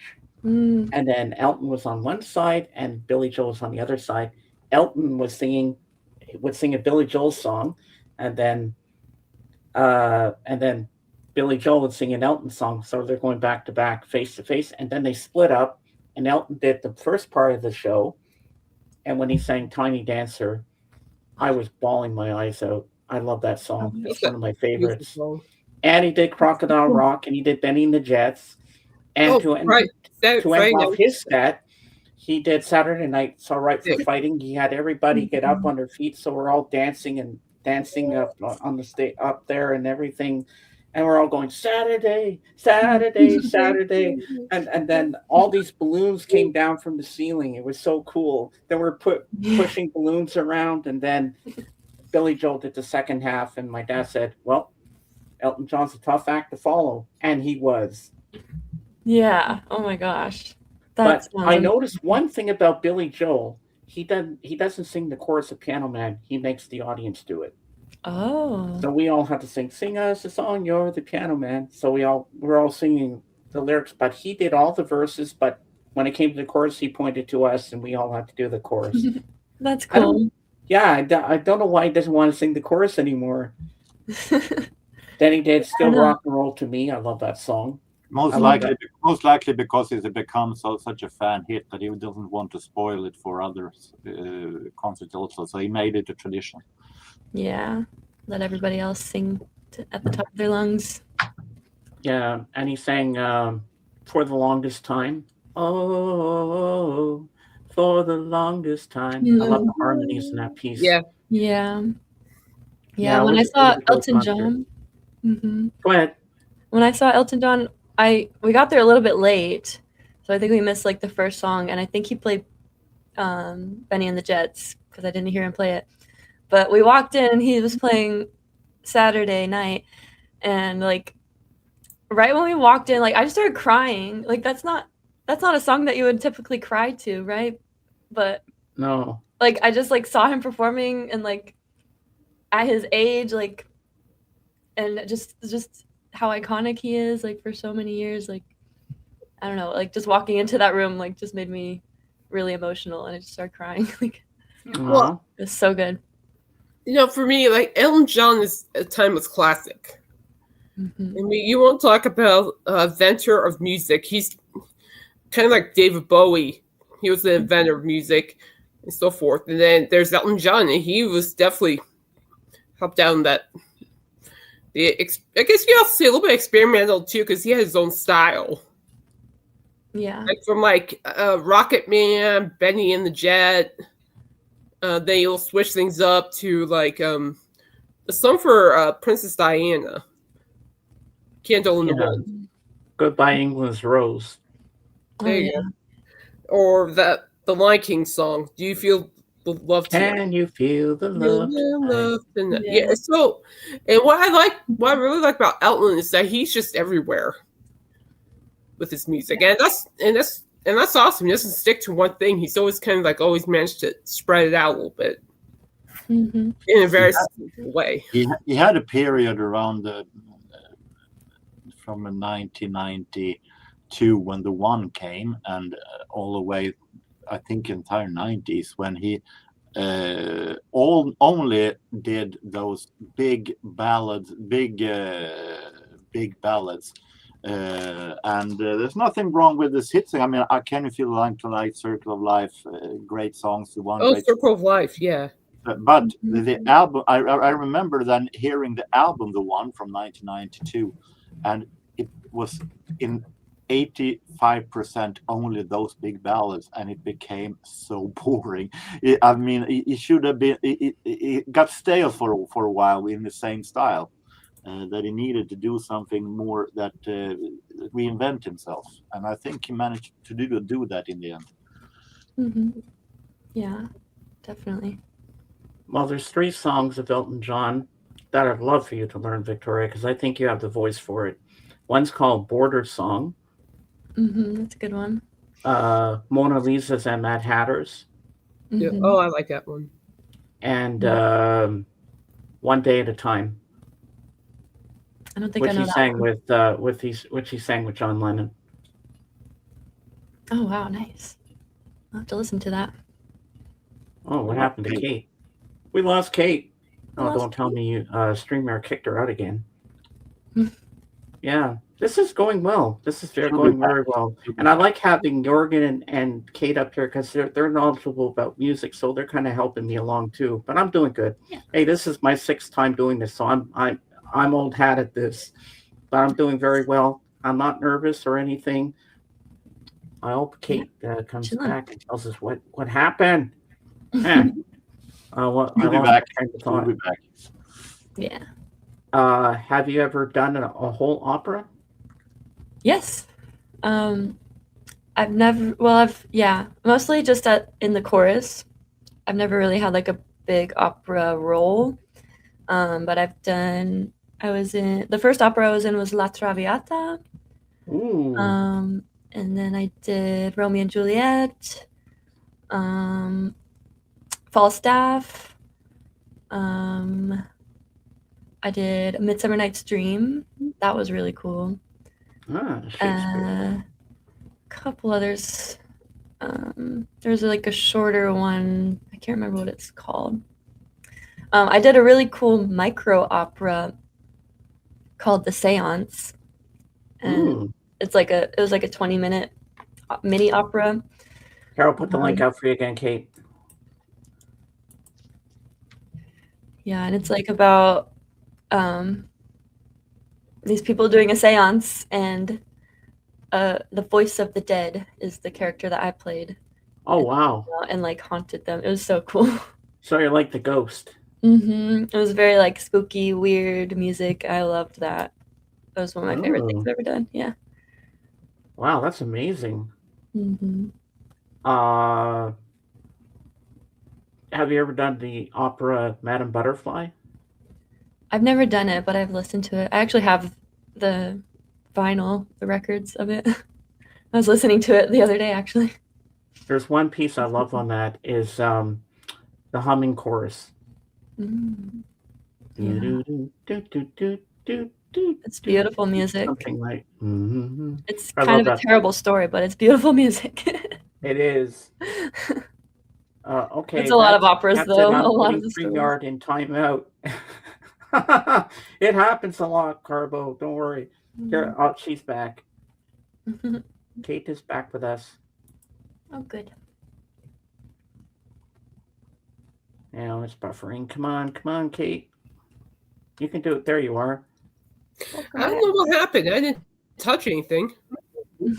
Yeah, we're just talking, and all of a sudden, bang, you were gone. Yeah. I know. I didn't touch anything, so that's weird. I know that's not the first time that's happened to you. You've been kicked off or kicked out of the party, pun intended. I'm Kate, Kate, still behaving for the most part. Kate is like Chumbawamba. I get knocked down, but I get up again. They're never gonna Every keep day. Cup thumping, yes. Every day. Every day.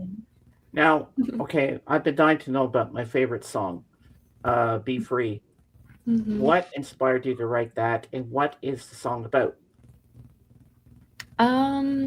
So I started writing it in high school, and I wrote it I actually wrote a lot of songs, kind of with the same ideas in mind, or during high school, trying to figure out what I'm doing with my life and feeling stuck or just feeling stuck in the unknown. And so I wrote Be Free. I wrote it while I was hiking through the woods one day in high school, and it's just about just freeing yourself from that stuck position of not knowing what you're doing with your life and just focusing on being present and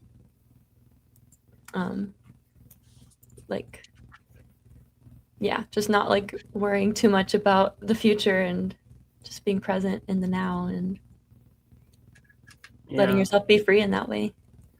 And what about floating? That's a good lesson. Floating is about our connection to the earth, and the first line is I'm one with earth, earth's one with me, and that's just how That's I kinda feel like a about all mantra. of us. Yeah, we are all part of nature, and nature is us. When I wrote it, I was really into earthing, which is basically just direct touch to the earth, like walking barefoot or using your bare hands.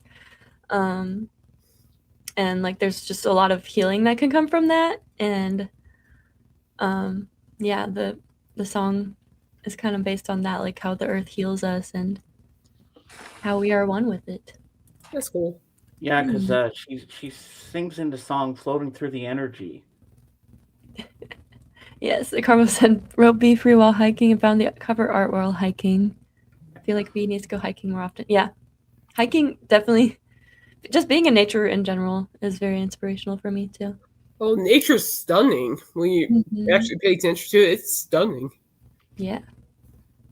When you went to Yellowstone. Yeah. My family, we stayed at a lodge in the little cabins in inside Yellowstone Park. Nice. So we got to see elk right outside our front door, and we heard wolves. We saw bears. And you saw wolves, didn't you? Fun. Yeah, it was really cool. Yeah, that sounds really fun. I would love to go to Yellowstone. It's pretty. You'll like it. It's pretty. Yeah. Okay, my next question is drawing a blank. Brain fart. I hate when that happens. Oh, I get those all the time. Okay, so you've got CDs out, do you? No CDs. No. Yeah, I just have my music online for now. Who produced it all?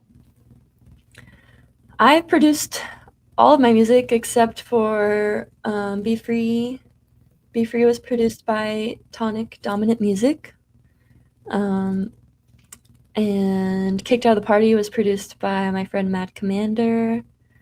I have a song called Last Perfume that was produced by another producer called Nana L. 100 Years, that was produced by my friend Colin. And everything else has been all me. All of Phases. Wow. All me. What's the producing process like for you? Because everybody takes that in differently. Well, I'm very uneducated on the processing or producing part. Like, I just use GarageBand on my iPad, honestly. Oh yeah, I know what that is. Yeah. Mhm. I use GarageBand, and it's very user-friendly, so that's what I like. Like, I've tried using other things like Ableton. I just get very overwhelmed with how much stuff there is Sure. on that. Mhm. So for now, I'm just using GarageBand. A little overwhelming, yeah. I get it. Yeah. Yeah. I would Yeah. get overwhelmed too. That's not my area of expertise. Same. Do you But listen it to a is lot? interesting though. Do you listen to a lot of different music privately in your headphones than what you're singing? Is there Yeah, a difference definitely. between the music you listen to and the music you sing? Oh yeah, definitely. I listen to all types of music. I think anything from like pop, hip hop, R&B to like metal, Nice. heavier music and stuff like that. So yeah, I definitely enjoy a lot of different types of music that I wouldn't make myself. Um, Who's your favorite metal band or artist? A Day to Remember. Oh, I guess I don't know if that would count as like metal, but like I don't know, heavier yeah, rock. Yeah. nice. Fair enough. That's fair. That was like literally that was my first Instagram username was A Day I'll Remember. That's how much I love that band. Yeah, That would make a nice song yeah. title too. A Day I'll Remember, yeah. Yeah. Yeah. I guess you have enough material to make an album if you wanted to. Yeah, for sure. Do you have a manager or anything like that? No. Just me. Just you. Do you Mhm. want to have a manager? I don't really feel the need to have one right now. Yeah. No, if And you're producing your own stuff, I think it Mhm. might be easier. Yeah. And I have like Tony or Tonic Dominant Music is helping me produce Dear Universe, which will be my next release at some point this year. So Do you ever plan to get any of your stuff on the radio, like get it out there so other people can say, "Oh my God, I love this! I want this," and maybe you can make singles and put them out. yeah, I've had music on the radio before, Oh, that's cool. just like local stations. Yeah, I don't know. I feel like unfortunately people don't listen to the radio as often anymore. I do, Yeah. but a lot of people don't listen to the radio much anymore. But Well, when I'm in my sister's car, she'll have the radio on, but it's not what I want. I prefer Sirius XM. You've heard of Sirius XM, right? Mhm. Well, I have the outside the car package on my computer on my laptop. My mom got it for me a couple of years ago because I'm always on the Beatles channel, listening to Breakfast with the Beatles, Fab Forum, and all that stuff. I prefer that because it gives me my genres that I like: 70s, 80s, like 50s, 40s. They even have a Frank Sinatra channel. They have an all jazz one. I Yeah. prefer that because there's no commercials and you get straight on music. That's what I Mhm. prefer. Yeah. And I just enjoy it every morning. I can't start my morning without music. I have to have my headphones on in the morning with my coffee. I have Mhm. my daily jigsaw puzzles online that I do every morning with my music and everything. Then I say good morning to everybody on Discord and Facebook and whatnot. And that's how I start my day every day, and that's what I love to do. It's And like a now good we're getting up to the point where I'm going to ask you how you met Abby. We met through a Facebook group. It's just like a local girls group, and I posted in there and was like, "Does anybody in here want to make music?" And she commented, and we started messaging and met up for coffee, and yeah, we just became friends instantly. And she asked me to play a show with her dad, and yeah, we did that, and then we kind of made a band together and played a lot of shows last year. And yeah, we don't have Joywall anymore right now, but we're just both doing different things. Like she's in a different band that's more like heavier rock which Oh, is yeah. very different from what I do. So Sure. yeah, but Wow, like that's cool. we definitely are still connected and What kind of music did you collab guys? on things. Sorry. What kind of music did you guys play with your dad? We did a lot of like rock, pop kind of stuff, like Fleetwood Mac, Oh. Cranberries, Cranberries. like What's Up, Four Non Blondes, kind of like stuff like that, like the hits. you Okay, know. cool. I like that. That's Some cool. Elton John. Can't go wrong. Yeah. That's cool. And you should hear her and Abby when they do it live. I love the live version when they do You Can Go Your Own Way. The harmonies between the two voices. Oh, it's heaven. Oh, that's a diss track. That's the only Oh yeah. only way to describe it is heaven. That's all I can say. It's the ultimate diss track. I'll give it that. Mm-hmm. You know the story behind it, Kate? I don't. I'm not familiar with that. I don't know exactly, but I think there was like a love triangle in the band. Oh, that was. Yeah. Oh, I know who it is. Yeah. It's I think it was Buckingham and Nix. Mm-hmm. That's what I thought. I don't know. I think. I don't know the full story. Yeah, that's a long story. Yeah. But they made amends now, so that's good. Mm-hmm. So I think that's healthy. Yeah. Do you think you'll ever want to produce a full album? Because I think a lot of people would buy it. Yeah. I mean, I have Phases, which is like a mini album, I guess, but I do have ideas for longer albums. Just yeah. I've been very sparse with creating music lately. Like I've mostly just been focusing on my teaching and streaming and life outside of that too. So, That's good.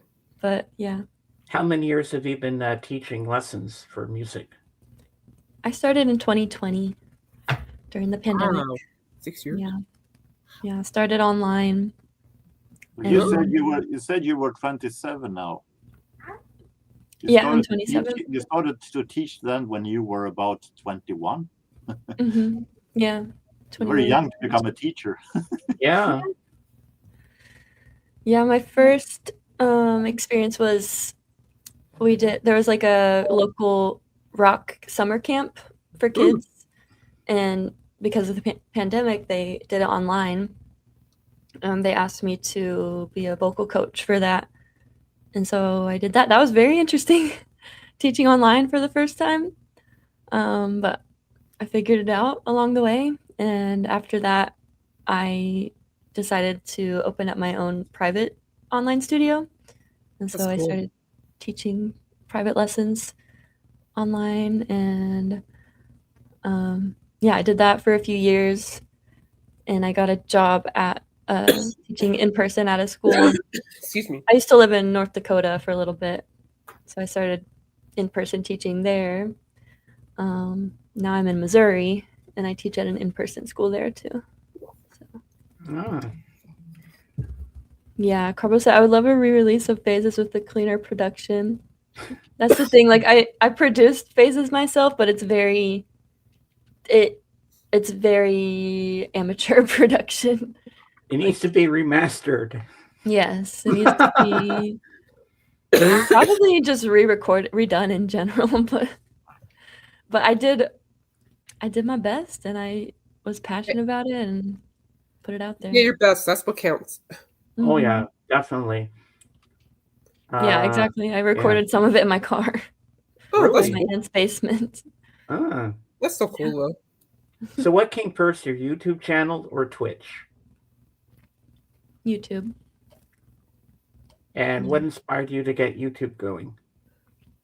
Well, I started my YouTube channel like in high school, I think, and I was starting with like little covers. Like if you go way back in my YouTube channel, there's there's like it's just very old videos. But I was making some cover videos like by myself and also sometimes with friends on their channels, and yeah, I just started it to make covers, and then it just grew from there, I guess, to what it is now. Nice. Covers and originals. And what inspired you to go on Twitch? I watched some Twitch streamers. Like one of the first music streamers I watched on Twitch was Robbie Fontana.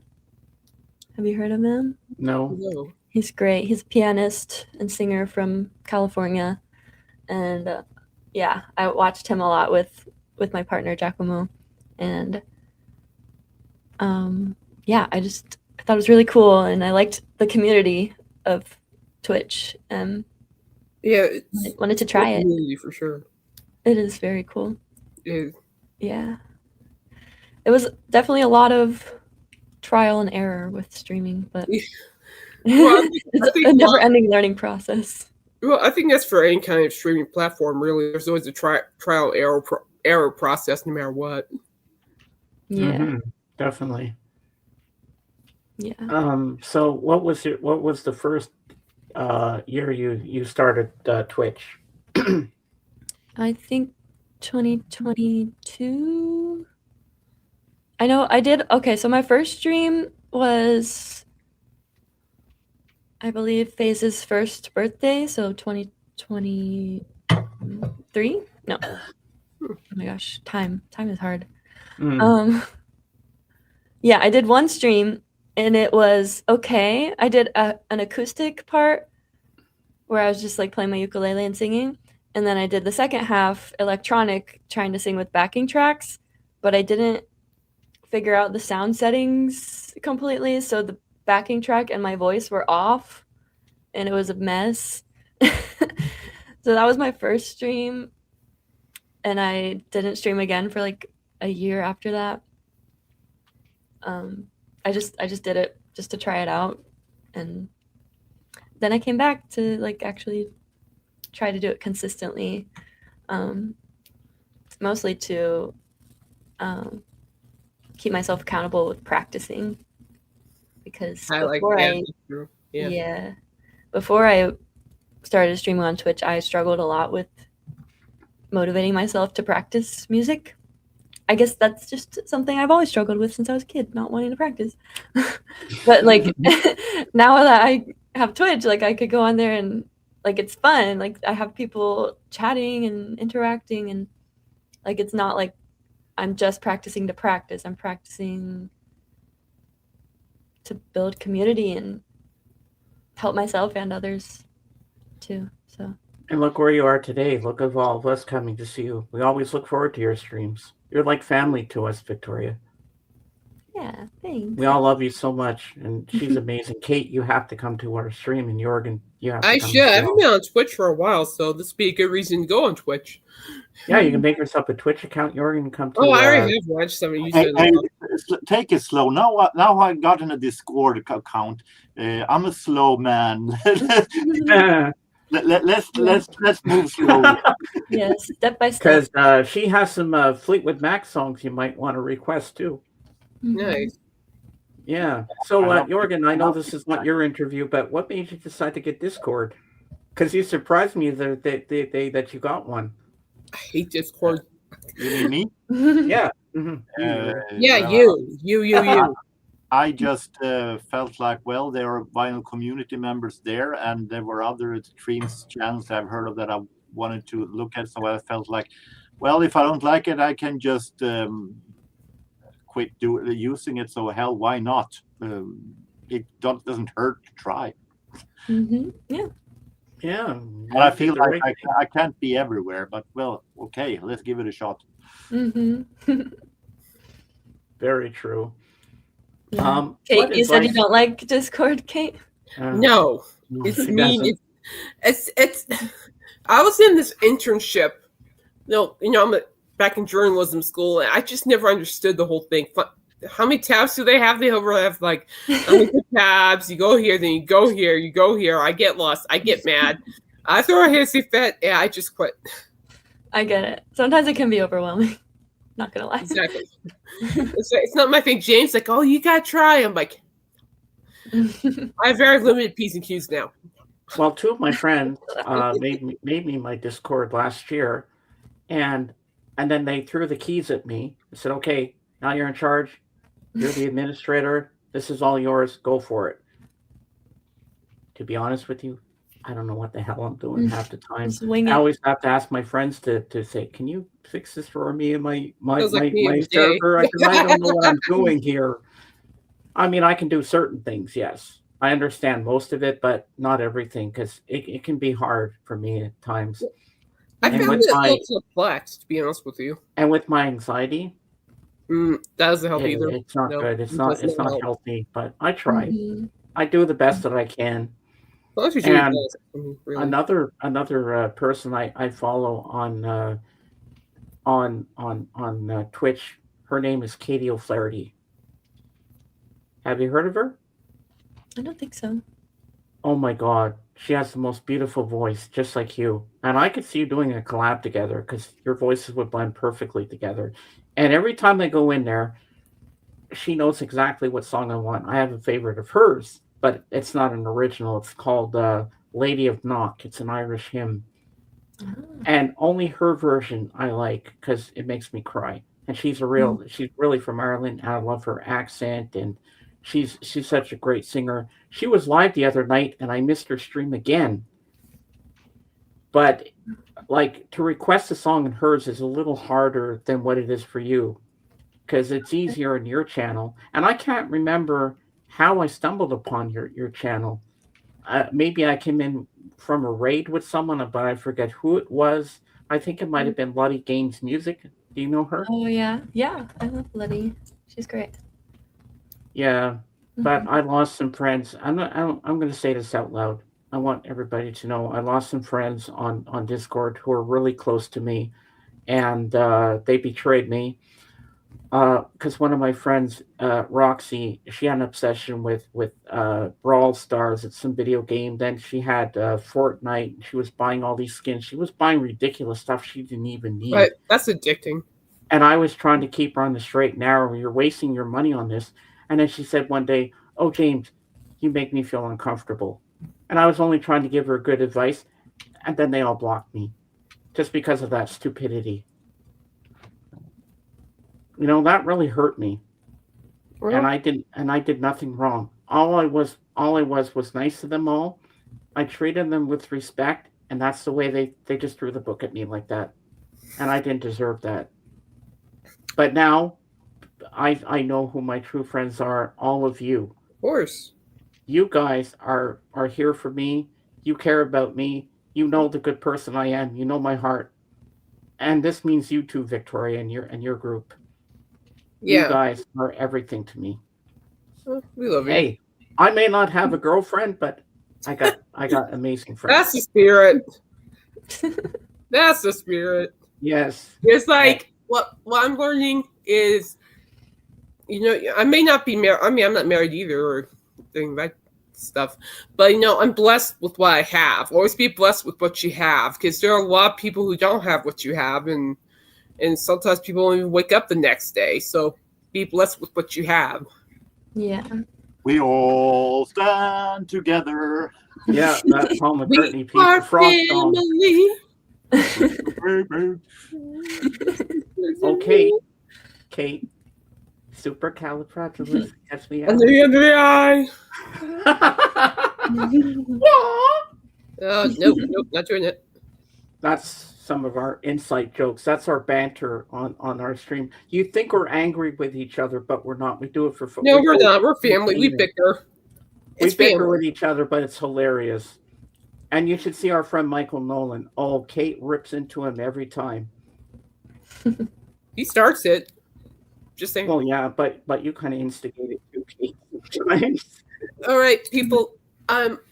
Yeah, Victoria, it was so nice to meet you. It's been an honor, Me too. great honor, and I hope to catch you. I'll try to catch you on Twitch. I'll try to recover my account and everything and find you. Yeah, What enjoy days some- are you on? Monday, Wednesday, Friday. Oh, cool. Okay. What time? Usually 10 a.m. Central Daylight Time. What time zone are you in? I'm Mountain. You're an hour ahead. So you'd be like 9 Okay. on Monday, Wednesday, and 11 on Fridays. Okay, cool. You're only an hour I ahead. also have the schedule. Schedule's in the Discord, Carbo. Kate doesn't Okay, like cool. Discord. I'll try to recover my Discord stuff and give you a follow. Also on Twitch too. Yeah, Thanks, Kate. Carbo, put out all of Victoria's links to everything in the chat. Mhm. And So James, everybody I'm can sorry, follow. but I gotta get going. All right. Morgan, I'll see you around. All right, Kate. All right, I'll so see you you just on have a Wednesday. beautiful rest of your day, okay? Yeah. You too, Kate. Yeah, nice to meet you. Take care of yourself. Best of luck with everything. Thank you. You're welcome. Well, I'll see you around. All right, take care, guys. All right. Bye-bye. Bye, Kate. Bye. And then there was 3. Soon Victoria's going to perform for us, but I had another request from my sister. If you don't mind doing 2 songs. She wants to hear you sing Wishing You Were Somehow Here Again. She says, oh, she sings opera. She says, I love Phantom of the Opera. She said, could you ask her to sing that too? I'm like, yes. And then we'll end it. We'll do it the sad song first, and then we'll do it Be Free to end it with the loop. Now, can you tell us how the looping works? I don't understand what you do. I think I'll have time for one song. I can't stay for too much longer, but all right. Well, I'll go for Be Free. But the looping, I have a RC600, I believe it's what Boss RC600, and it has 3 tracks. So I basically have 3 tracks that I can loop on. And oh, that's cool. Yeah, it's been one of the hardest things that I've learned in music, I think. Oh, you make it look so easy. Yeah. So, would you like to perform Be Free for us? Sure. I'm gonna need to maybe come off the stage for a sec so I can switch my camera and stuff. So okay. Yeah. I'll do you want to come up from do you want me to send it on Discord, or do you want me to send a link again here? Can you like just take me off the stage and then I'll come back on? Just hit the exit button where the little orange square is. Just click on that. It'll take you out, and then type in the YouTube side when you're ready, and I'll pull you back up. Okay, sounds good. All right. BRB. Okay. So she'll be back, folks, and she's going to sing a song for us now. One of my favorite originals of hers called Be Free. And I think you're going to like the song, Jorgen. And yet, we need to upgrade V's looping techniques. How can we make it better? Well, what do you mean? What do you mean by that, Carbo? Doesn't it mean the TV series V? I mean, I think her looping effects are amazing as they are right now. All right, I better make sure I've got the link for her. I'll copy it again so I make sure I get it.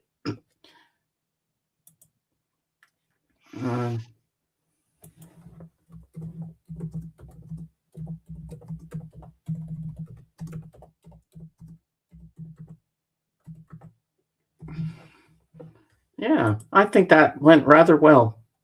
And I was so nervous this morning and everything, but I'm so relaxed with her. Well, you have interviewed bigger stars than this. Oh yes. I'm not to say that she isn't a big star. She is, but. All right, I'm going to make you big, Victoria, and ladies and gentlemen, the vocal stylings of Miss Victoria Joy Music. Everybody, take it away. Thank you. I need to tune. But I'll be ready in a sec. Thank you, Zed. Tuning because we care. Exactly. I always know when Carbo says that. Yep, I have a command in my chat. ! Tune. Yep.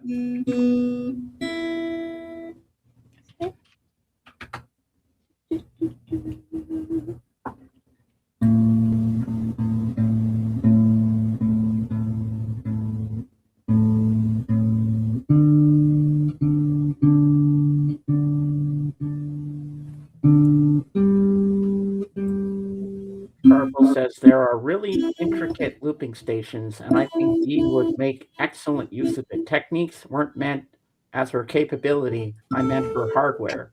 Aha. Yeah. Okay. Interesting.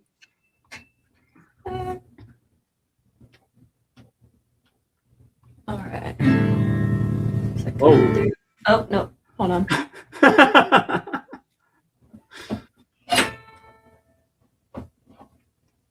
Got to plug it in. That would be helpful. Yeah. There we go.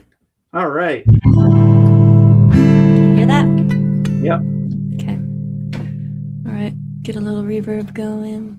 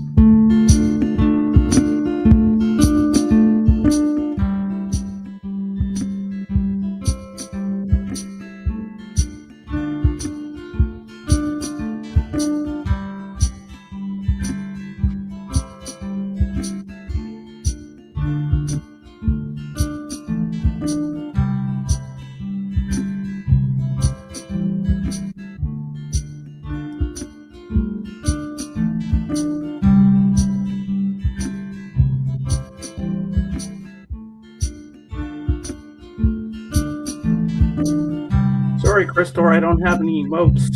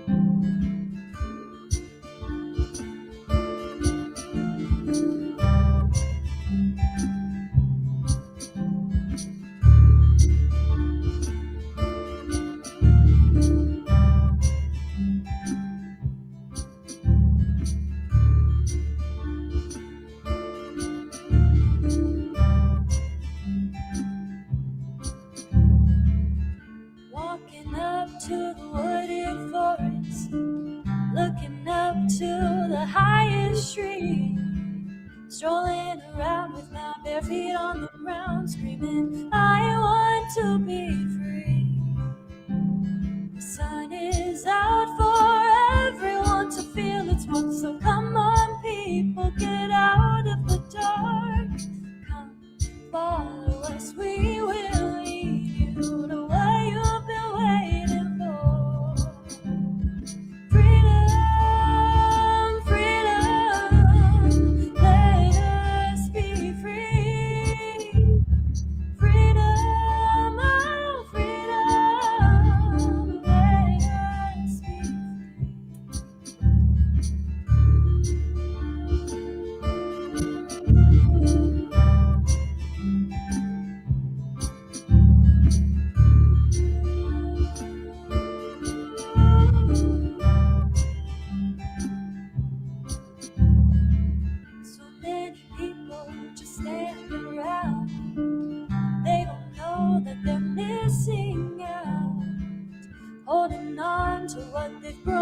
so used to, but why not try something new? There's a million different paths that you can take. Why should you let it all go to waste? Get up, get out, take a walk around town and go find what you've been looking for. Freedom, freedom, let us be free. Freedom, oh freedom, let us be free.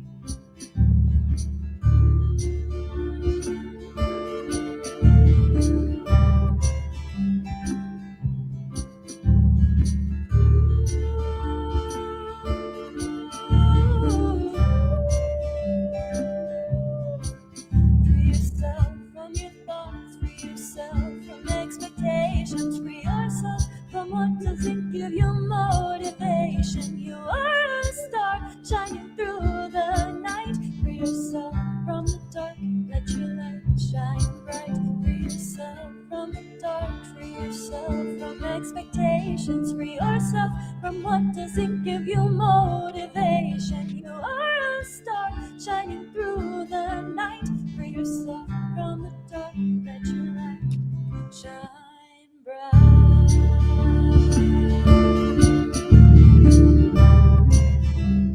Oh, shine bright.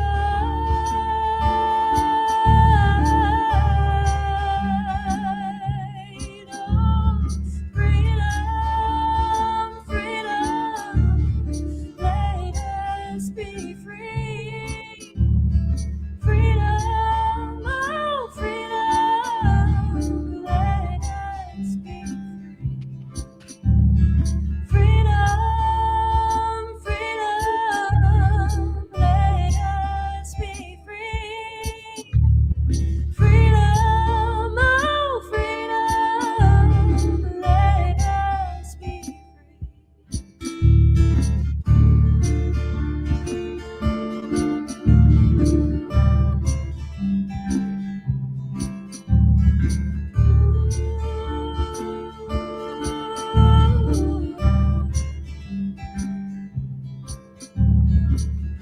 Freedom, freedom for everyone, freedom and peace. Freedom, freedom for everyone, for you and for me. Oh. Freedom, freedom for everyone, freedom and peace. Freedom, freedom for everyone, for you and for me.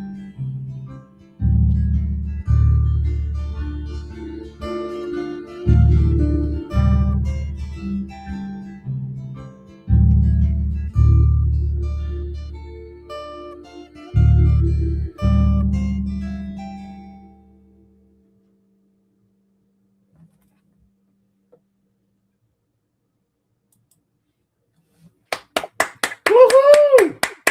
Yes. Thank you. Thank you very much. First time you get a live clap from me. Oh, wow. Amazing. Thank you so I much. think Zeb liked that too. Yeah. That was perfect, Victoria. I loved it. Thank you. Great, Yeah. great. Thank you so much. Thanks for having me on the show today. I really appreciate you being here. You're welcome back anytime you want to be here. Sure. Thank I you, love guys. talking music with you, and I hope you didn't mind that Kate and Jorgen stayed up. No, that was great. It was nice to meet you all. Nice to meet you too. Well, they're very knowledgeable about music, so I thought, well, yeah, they'd be perfect to stay up and talk to you as well. Yeah. And I hope I passed the audition. I hope I did good. Yes. Definitely. Well, Yeah. I was more relaxed going into this than I ever thought I would be. And I appreciate you so much. And thank you for being here. And thank you to the Peanut Gallery over here. Thank you all for modding and helping out. Peanut Gallery. You all asked some amazing questions today. And there won't be a stream tomorrow because I did Kate yesterday. I did this today. So I don't want to be green, but we'll be back soon doing it again, but I'll be back with you, Jorgen, on Tuesday with Tim if he's back doing his streams, and then Kate and I'll be Wednesday, and we'll be Friday. So that'll be coming up, and next Saturday, my sister's getting married. Oh, nice! Congrats. Yeah, should be fun. I hope there's a beautiful girl I can slow dance with there that night, but if there isn't, I'll just stand by the DJ and ask him to play good music all night. Well, at least I'll get to see my nephew because he's coming in for the wedding, so that'll be a lot of fun. So thank Maybe you, Jorgen. maybe the bride and the bridegroom can walk into Victoria's Let's Freedom. Well, that would be cool if they could. I wish if I had the money, I'd get Victoria down here to play that live for them. That would be so cool. Well, hey, at least I'd have a friend to hang out with, so that would be good. So thank you, everybody. And as I say in my channel, Beatles forever. See you on the next one. Bye for now. Forever. And we are out. And then stream stay backstage for a few minutes.